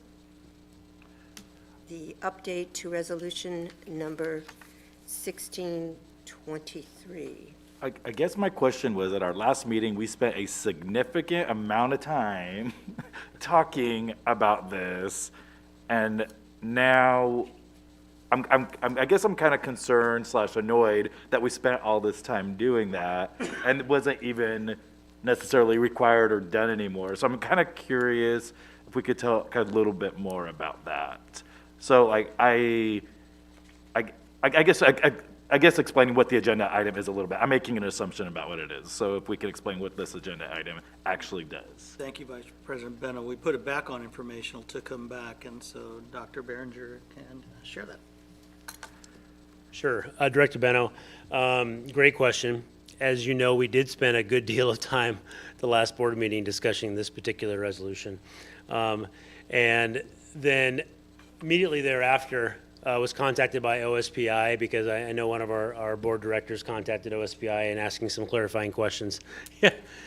And so we had an opportunity to talk to OSPI in regards to this particular resolution and how it has fit in with the previous study grant. And so we've had this in as part of our practice for years, as well as many districts around us. And in October of 2021, they changed that, where you weren't required to have that in the resolution any longer. Yet, unfortunately, the OSPI, when they're working through their documents and getting things cleaning up and sending it out to districts, they didn't send things out until April to the districts that this change had been made. Kent School District, we were already in partnership and work with our particular state assessors for our state study, which falls underneath this, for the last 6 months. So they were going off old language and the old expectation that we would have this as a resolution moving forward, which is why we brought it forward. And thankfully, you know, Director Benninger did reach out to OSPI. We did have that conversation. They did say, hey, not your fault. There's a lot of districts that were in the exact same boat. It is no longer required. And so that's where we are today. So a procedural question, I don't know if this is for you or someone else. We did vote this into practice, right? So then what happened? Does it just stay in the air? Do we have to rescind it? Like, or do we let it float? Like, I'm curious what the procedure is. What do we do with this? You know, it's something we could continue to do if we chose to in Kent, to go through this process, even though it's not required any longer. We can do that. Or we can also choose to not do it any longer. It's completely, that's what OSPI said, it's completely up to us. But the whole idea of this resolution was just in case we needed it. Just in case. I mean, it wasn't like we were asking for anything or we were giving up anything. It was just No. that, it was that protection to have in That's case correct. we ever needed. Just in case we ever Just, needed it. yeah, okay. That's So right. then it doesn't hurt anything That's to why just it's leave no it? harm, no foul. It Yeah, doesn't hurt didn't us have at any all. harm. That's why we Yep. voted it. because That's right. It was no harm. Right. And we can continue that practice. But it costs money, right? Which is, right?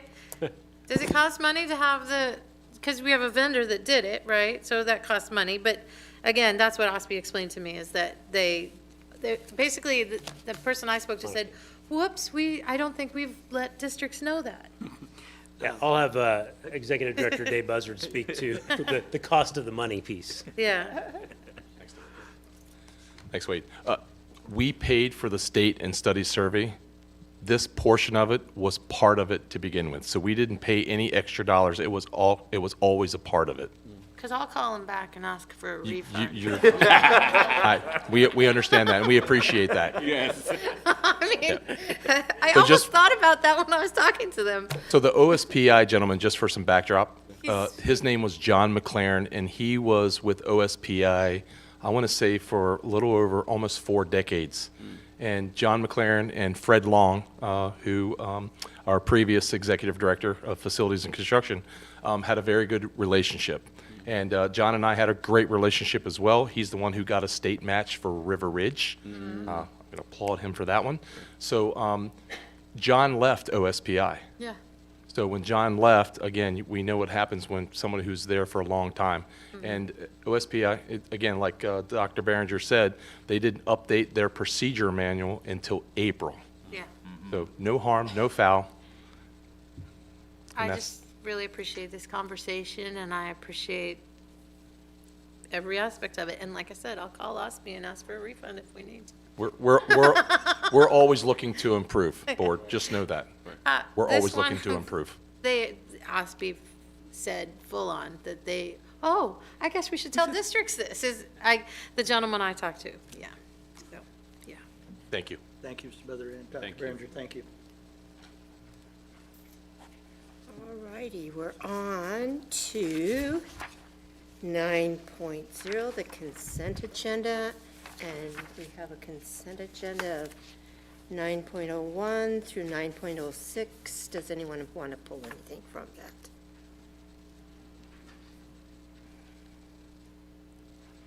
I don't think I'm hearing any pulls, so I'll need a motion to probably accept the entire consent agenda. I move that we accept the consent agenda 9.01 through 9.06.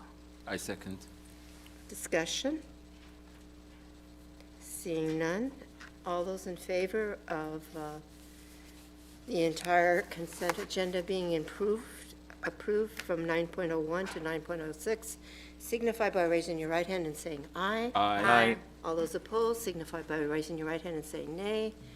Abstentions, the motion carries. All right, and we're on to 10.0, communication, and I think we went through all our communications, so we'll just whiz by that one. So we're now up to 10.02, Board Directors' Reports and Discussion. And first up is Director Clark.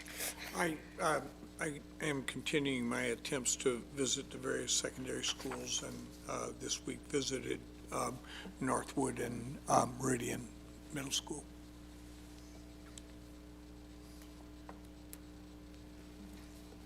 That's it? Okay. I first want to say thank you to the both of you from Scenic Hill, and we passed it.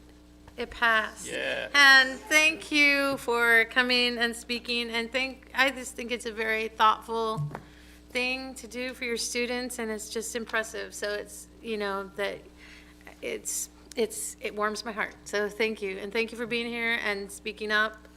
It makes me even happier. So, and I want to thank all our teachers that are here today. I'm so, again, every time I volunteer, and I've volunteered for so many hours at Kent Ridge, and so many teachers come see the plays, and again, it's just a reminder that, when you see students after a show and they see their, kindergarten teacher who has come to see them and they're a senior in a show, it just reminds me. And then when I hear, you speaking so eloquently about Scenic Hill, it's just a reminder of how long teachers impact students' lives, and it goes even beyond after they graduate and go to college. So again, a huge thank you for teachers and Teacher Appreciation Week, and it should be all the time. And school nurses, I'm so thankful to school nurses. I say this often with Asian Pacific American Heritage Month. I hope it's not just performative that we do things like that, but we're actually taking action and engaging in an education piece as well in our schools. And I'm just taking a point of privilege. Team KSD is Miss Naomi Zantello. Her daughter, Madison, representing the Bonnie Lake High School, won first place in the Washington Music Educators Association Soprano Voice State and Solo Ensemble. This is a huge accomplishment. There's so many students all year, and so I am so excited, and I know that Ms. Santello is excited too. So I just wanted to say that because Ms. Santello is part of Team KSD, and her daughter's success is very exciting, and I wanted to share. Like I said, I've been volunteering with Kent Ridge Drama. The play is over. My time is done volunteering with Kent Ridge Drama as a drama mama for now, forever, because my son just had his last show. So I just thank everyone who came to the shows. So musicals at our comprehensive high schools are back. So go see Mamma Mia at Kentwood. It opened tonight. It opens tonight. It opened tonight. They're probably at intermission. And it runs through May 21st. Gypsy at Kent Lake opens tomorrow, and that runs through May 21st. And then at Kent Meridian, Unstable Connection is May 19th through 22nd. It's just one weekend. And that was written by the drama teacher, I believe, at Kent Meridian. Yes? Emilio's nodding yes. So I think that's very exciting. I'm going to do my best to see all these shows. And I know one thing that's been really fun is like a lot of students from Kent Lake came to Kent Ridge to see the shows, and a lot of kids from Kentwood came, and now Kent Ridge tonight is at a dress rehearsal for Gypsy because the cast of Gypsy came to their dress rehearsal. So it helps to have an audience. So again, that's been a really exciting thing to see, that students supporting students from other high schools, because usually it's sporting events where they're not supporting each other necessarily. So it's really exciting to see that these drama kids are supporting each other. Going to just our board work, adopting policy. We had a policy session May 4th. We have another one June 1st. Tonight, 6 policies and 5 procedures on the agenda. So that is an accomplishment. It's not about quantity and checking off a box, though. It's about following our policies, procedures, and processes. I had the opportunity to meet with Mr. Vella 2 weeks ago on April 29th, and I shared with him a document about policy governance that I found on the Superintendent's Association website, because, you know, I talk about policy governance a lot from the dais, and it's best practice model of board governance. And in that meeting also with Mr. Vella, in addition to sharing that document that I'm hoping the board at some point, maybe on a retreat, can discuss, I also shared my concerns that, you know, a lot of what my brain, I've said it before, it sees patterns. And I think a lot of parental and staff issues arise with that similar pattern, that we're not necessarily always following our policies with fidelity. And they're not performative, they're for a reason. And if there's a problem with one of them, I would hope that the staff members who have to interact with that policy would let us know. We've heard a couple lately that probably we need to address again to make things work more smoothly, which is very helpful. But again, when we do have a policy, I just really want it to be followed with fidelity as a board director. And so, I mean, I just can't think of a single issue that hasn't risen to the level of coming to the board that hasn't been a failure at some point to follow the policy with fidelity, or policies just being violated. So, you know, I talked about this a little bit at the last meeting. Board Policy 5009, Workplace Civility, which reads in part, the Kent School District believes that a safe, civil, and respectful environment is essential to the successful operations of schools and departments.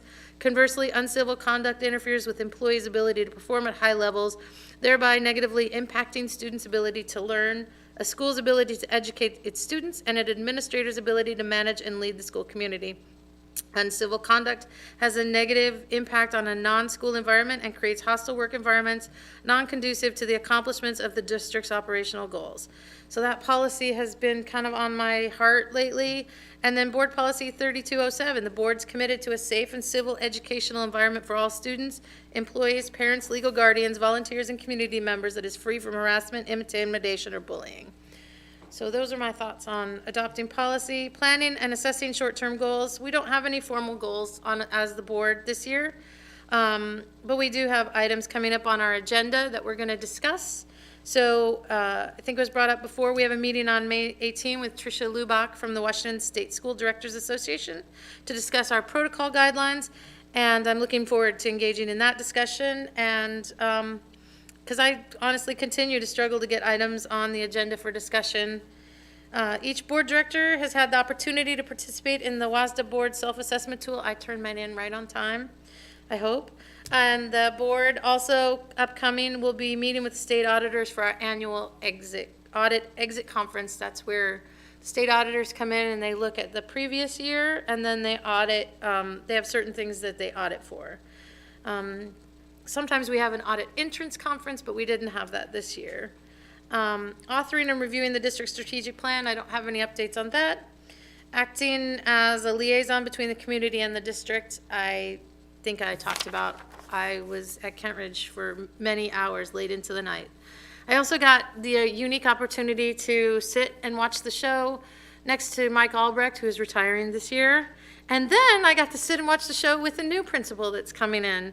They didn't come the same night, but it was fun to meet. So I'm excited since Kentridge is in my strand. So I was excited to meet incoming principal Krista Ernst. Also, after meeting on April 29th with Mr. Vella, he took me on a tour. I got to go to the print shop, which I loved. And I got to see them making pads of paper. I think it was Raven Raves he was making. If you got any of those little, making those, and seeing all those show posters again. And also just walked around the building and talked to people at central office, which I like. And so invite me to come visit you at central office or visit you at your schools. I love to go. And hiring and evaluating the superintendent. We are not in the process right now of that. Advocating for students, the district, and public education. And just on the horizon, another item I shared with Mr. Vella in our meeting on the 29th was my concern about pathways to graduation. And this year the district didn't have the PSAT or the PSAT or the SAT offered in person for our students, and so I have concerns that, because it came up, Director Beno and I actually talked to a student after a meeting about, that's one of the pathways to graduation, and so, and now schools are asking for that to be an option again. It used to, for during COVID, we weren't needing those SAT or SAT scores, and now some colleges are going back to it. So as we look to the coming year, it might be a conversation. And approving a budget that reflects the priorities of the district and community through responsible use of monies. I'm just reading down our list of board duties. And again, I think you saw tonight, I still am concerned. I still have concern about our budget and money, and it's been a concern since August when we voted in the budget. And advocating for appropriate state and national educational salaries and laws. I'm looking forward to our discussion on priorities for legislative priorities. And I've also, because I'm a nerd, have been reading up on the Carver method of board governance, because I'm seeing where there's a lot of places where WASDA teaches us one thing that isn't necessarily aligned with like best practice board governance. So I can see in my future, when I'm not on this board someday, that's probably going to be a focus of mine, to see if the state and the school districts can be more aligned, because there's a lot of misalignment as I'm doing research. And that concludes my report.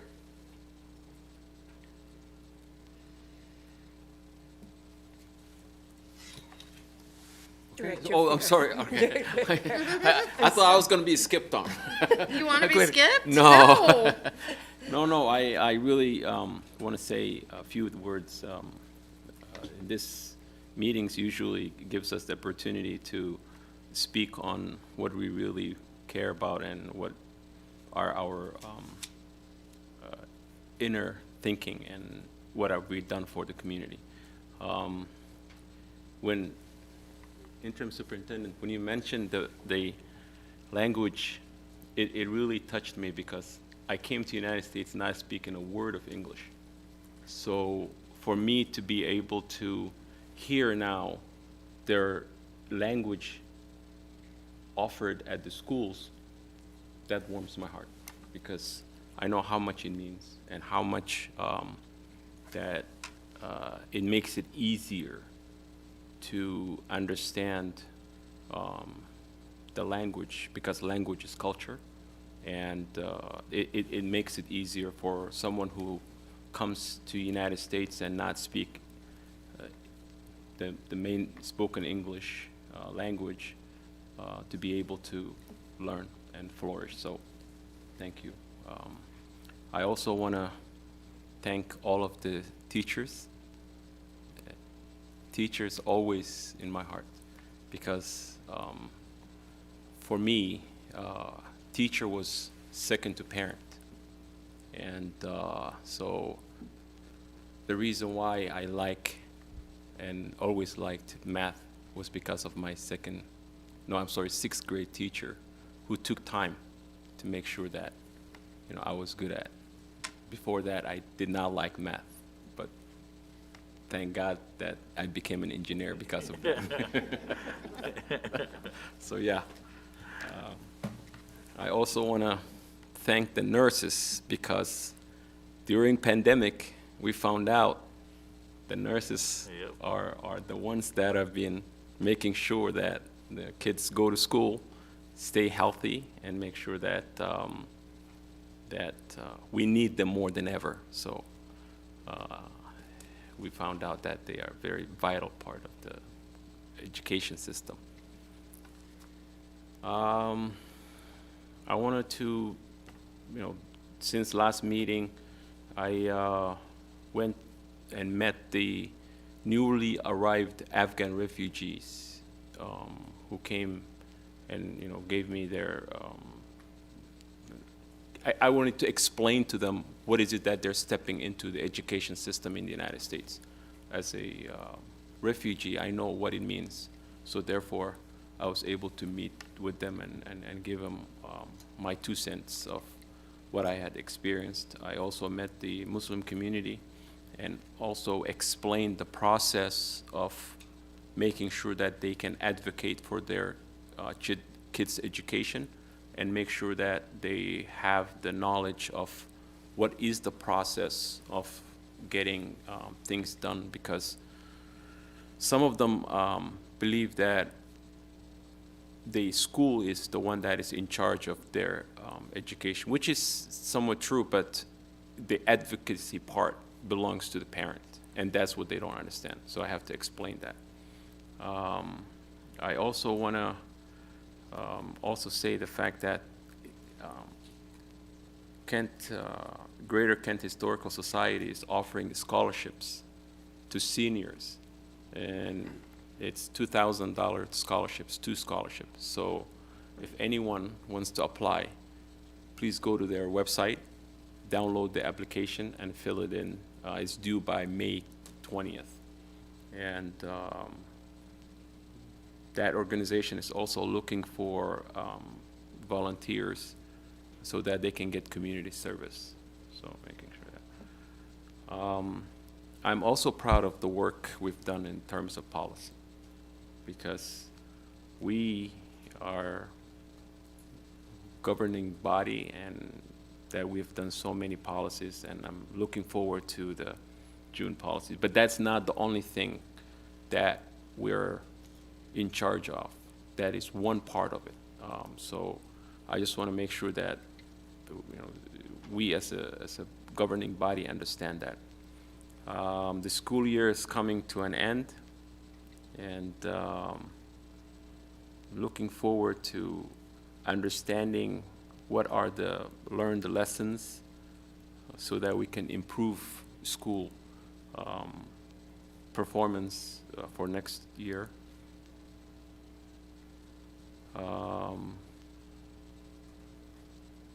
I just wanted to say again, if I don't say this enough already, Kent School District staff, we appreciate you.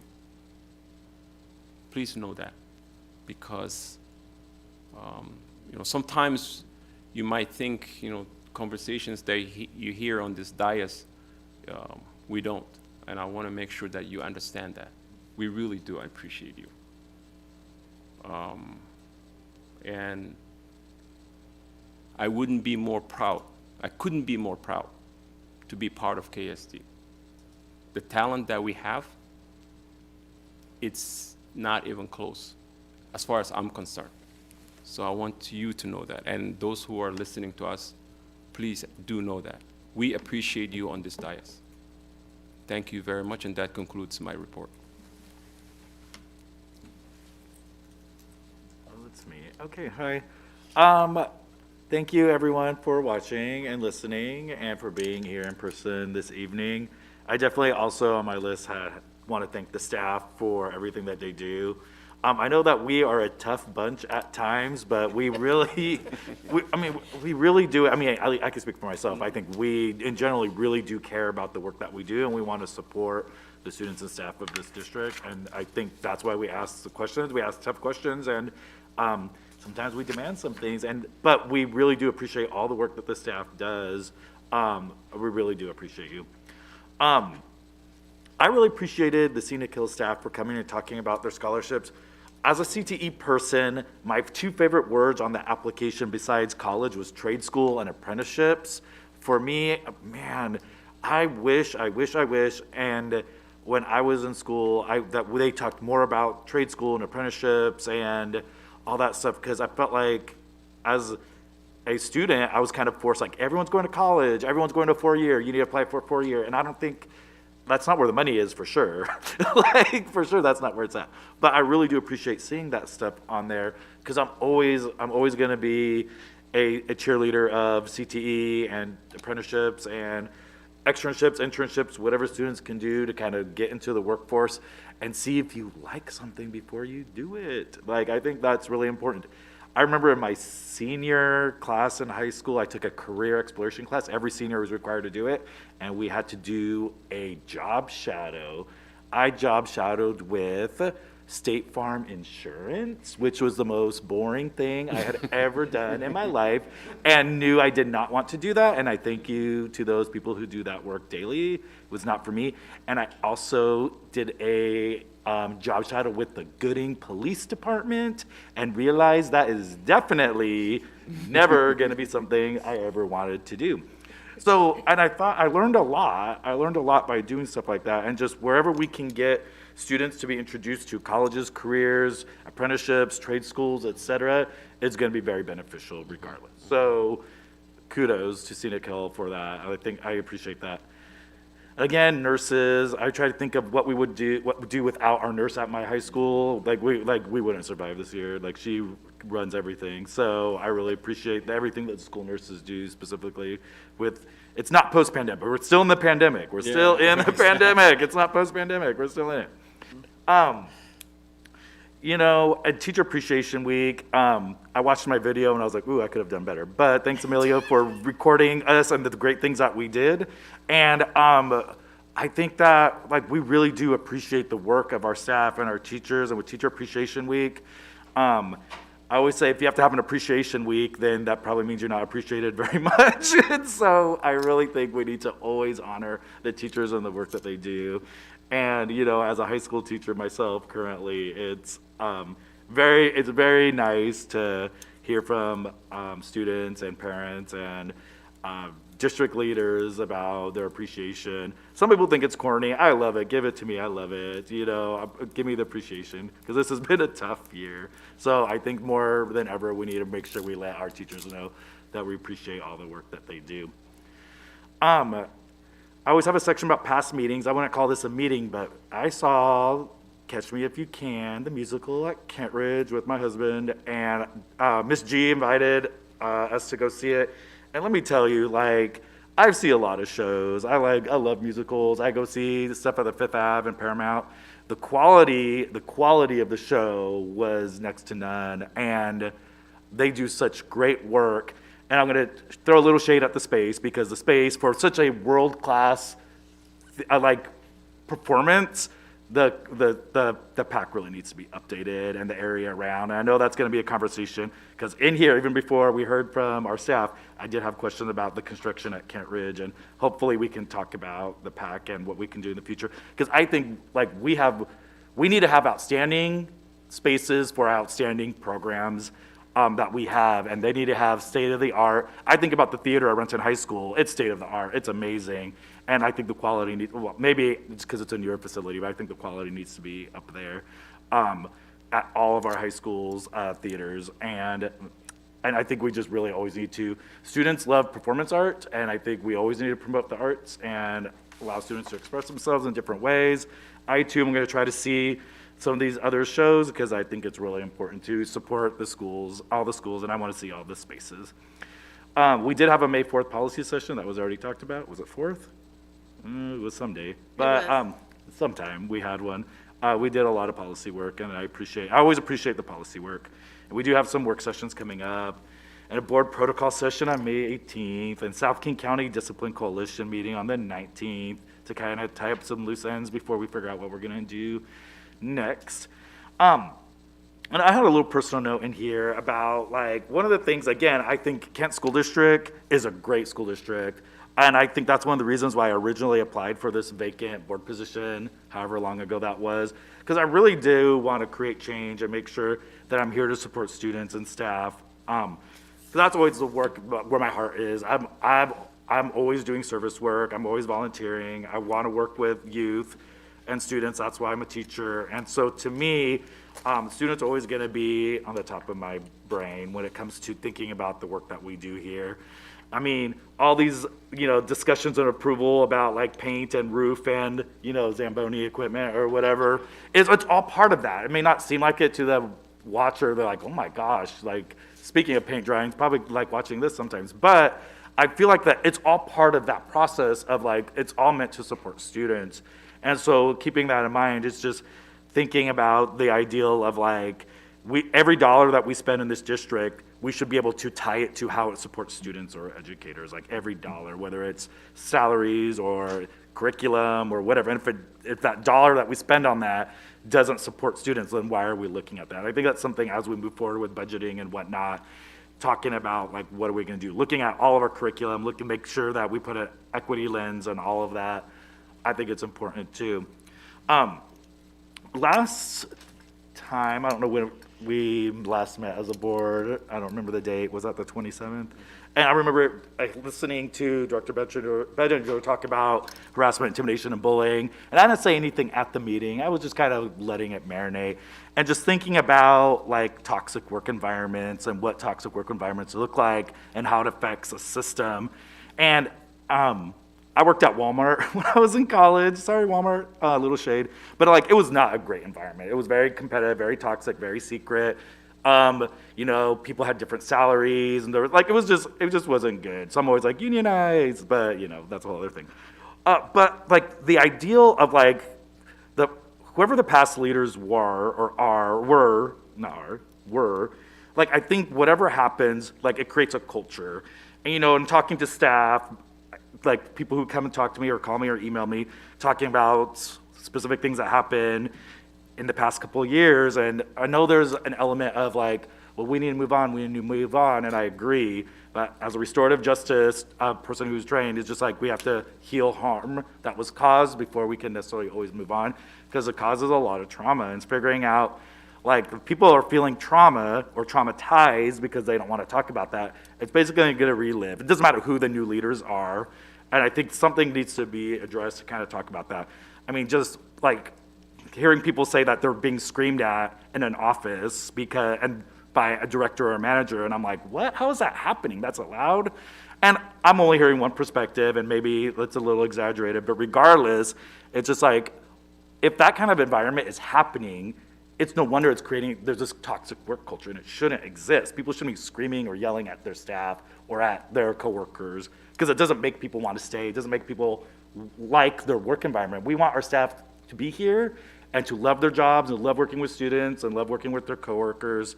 And just thinking about all the things that Director Benninger talked about in her remarks last time, and I was kind of marinating on that. I haven't been here long enough to necessarily know a lot about this stuff, but just stuff that I'm hearing about, like with our staff member or librarian at Cedar Heights, et cetera. There's a lot of stuff involved. Just district-wide, I think that we just need to look at, like, what is our culture, and then how can we change it if there's a negative culture, if there's a toxic environment or toxic culture, what can we do to change it? We identified a problem, it exists, so then what are we gonna do? How can we restore that harm? And then move forward so we can do the great work of our district as we move forward. But again, I want to thank everyone for everything, and I appreciate you, and that's the end of my report. Well, as I always say, thank you for hanging in here. We're doing a little better time-wise tonight, so that's something to, well, maybe not, but I mean, maybe we're getting more efficient, I would hope. But we always want to give it every amount of attention that every item on the agenda needs. And I do want to thank Scenic Hill for showing up and saying your piece. I believe in giving back to the communities I've been involved with. And in October, I was invited back to my high school. They were having a big grand opening, and one of the things that I thought was so wonderful there, and it's a very diverse area where I went to high school, finished my early years were in Montana, but in high school, I went to Sunnyside High School over in the Yakima Valley, which is a very diverse area over there, and has changed so much since I graduated.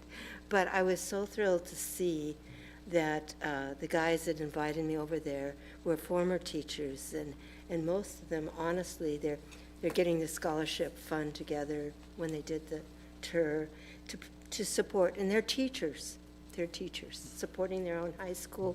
They got together after they retired, and they said, I'll put in 500, and if you put in 500, we'll start the spot.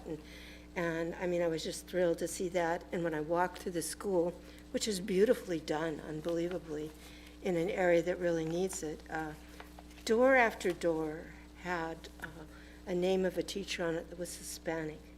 That didn't happen when I went to high school there.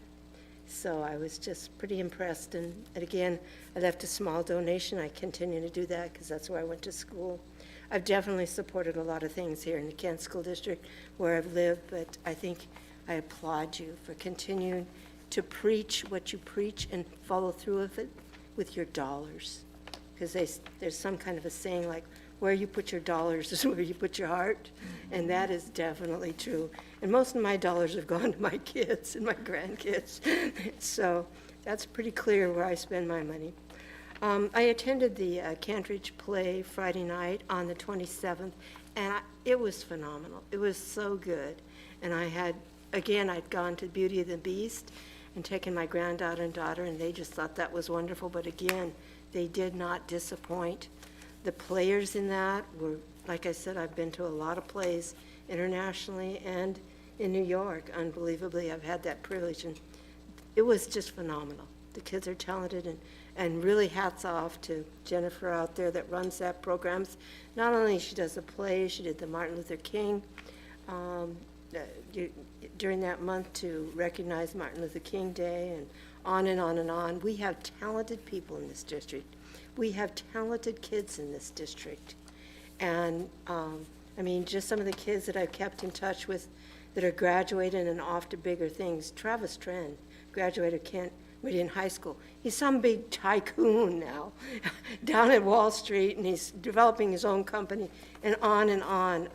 One of the young ladies that I served with on the Covington Community Human Service, when she was in high school there, for part of her work, we have youth on our Human Service Committee in Covington, and she's just got through her degree, and now she's going on for a master's degree and specializing in certain specific treatments for all the stuff that we suffered in pandemic.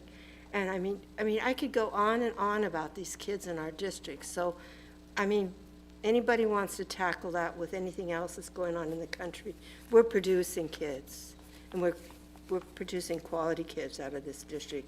I also have lots of tickets coming up, and what a better deal than a $10 night for entertainment that you get very quality entertainment. Where can you get that kind of a deal?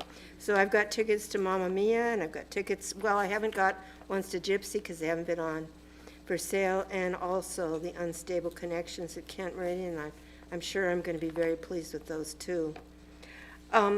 Something else that came up today, a few years ago, I think it's the last one they actually had at Kent Meridian, I went to the jazz at the Royal Club, and my husband and I went, and that was the first time we'd been there, but boy, was that fun. They're going to repeat that on May 26th at 7 p.m., and they'll also serve little desserts along that. But you want to see some quality music?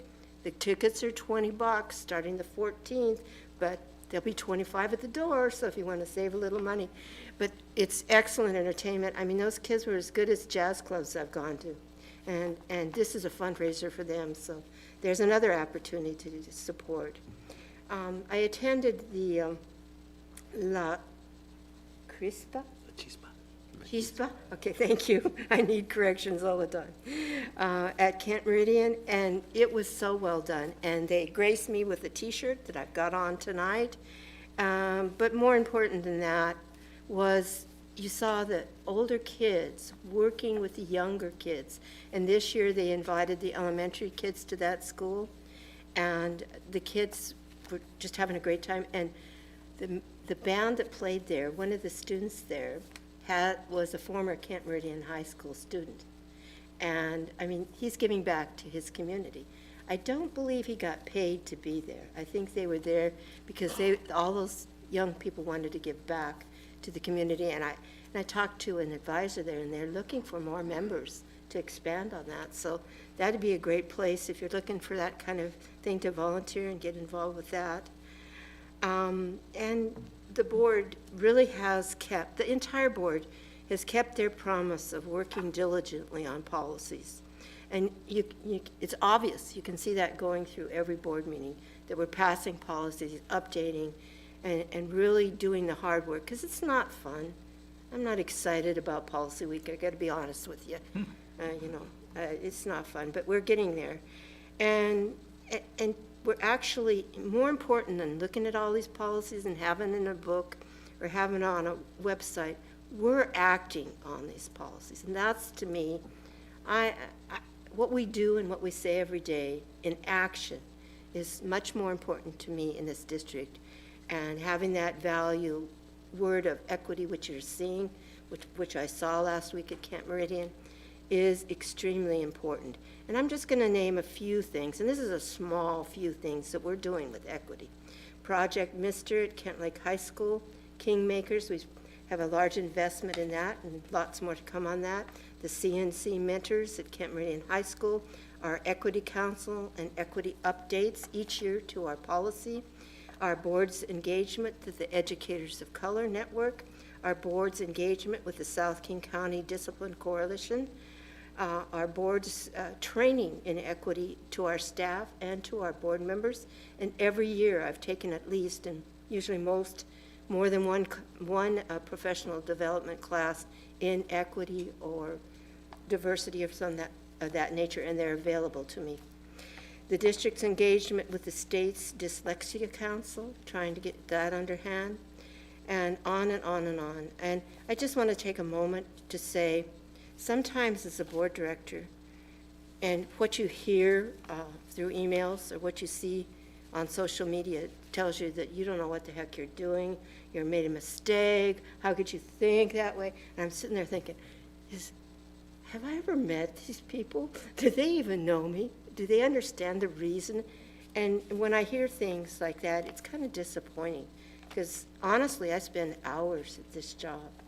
And I do that because I care about this community, and basically because one of my real passions is kids.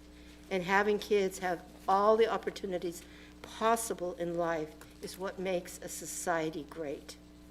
And if we don't offer that to all our kids, not just a few of our kids, or these kids or those kids, it has to be all our kids that we care about, is very important to me. But when I watched our superintendent, or our interim superintendent, not official yet, I guess,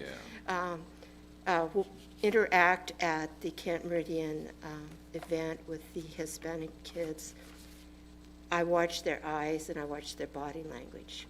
And when he spoke to them in Spanish, in the language, and I'm sitting there and they're just interacting and stuff, it said to me that that's so important in the selection of a superintendent, and that they can relate to kids, first of all, but that they, in this particular, those kids in that room, I know felt a closer connection to this district just by seeing Mr. Vella, hearing Mr. Vella, and thinking that, hey, there's somebody that kind of understands me a little bit more than maybe me walking into the room, or another superintendent.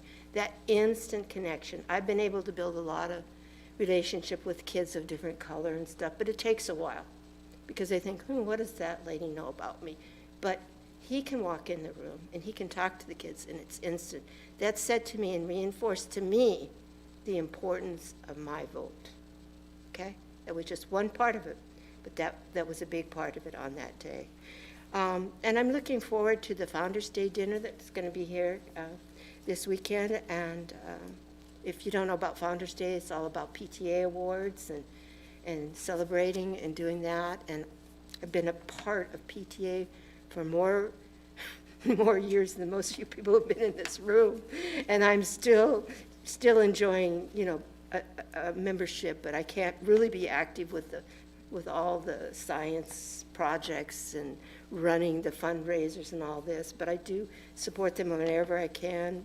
And I've tended to have my membership with the PTAs, and not that it's exclusive, but to the ones that really needed me the most through my membership, just my signing up and being a part of that. So that's going to be fun, and I'm going to, in the early part of June, I'm going to Walla Walla for a couple of days to the WASDA Leadership Conference over there that I've been involved with. And it's not only just learning more techniques of how to be a good leader in a district, it's interacting with a lot of board directors from all over the state and learning and talking and say, what works for you, what works for you. And it's been, the sessions have been excellent, so I appreciate that. And one of the most important things that I think, after we're coming out of this pandemic, we're getting a new superintendent in place, and I can't say to you how important it is to have a person in place instead of being in limbo for another couple of years and trying to just float on that and not having to be able to really make decisions. And that once we get all this contract done and everything, we can start our strategic plan again.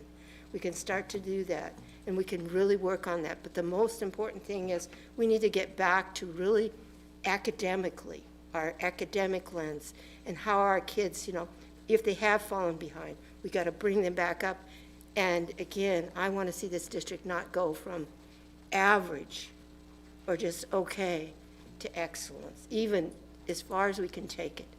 And I know that's a big ask. We have a very diverse community. But that's my goal, is to get these kids, every one of them, that we can reach and bring up to the top of their ability. So, and I want to thank you all for putting up with me this long and being here tonight and your involvement in the district. Thank you again. And at 9:15, unbelievably, we're adjourned.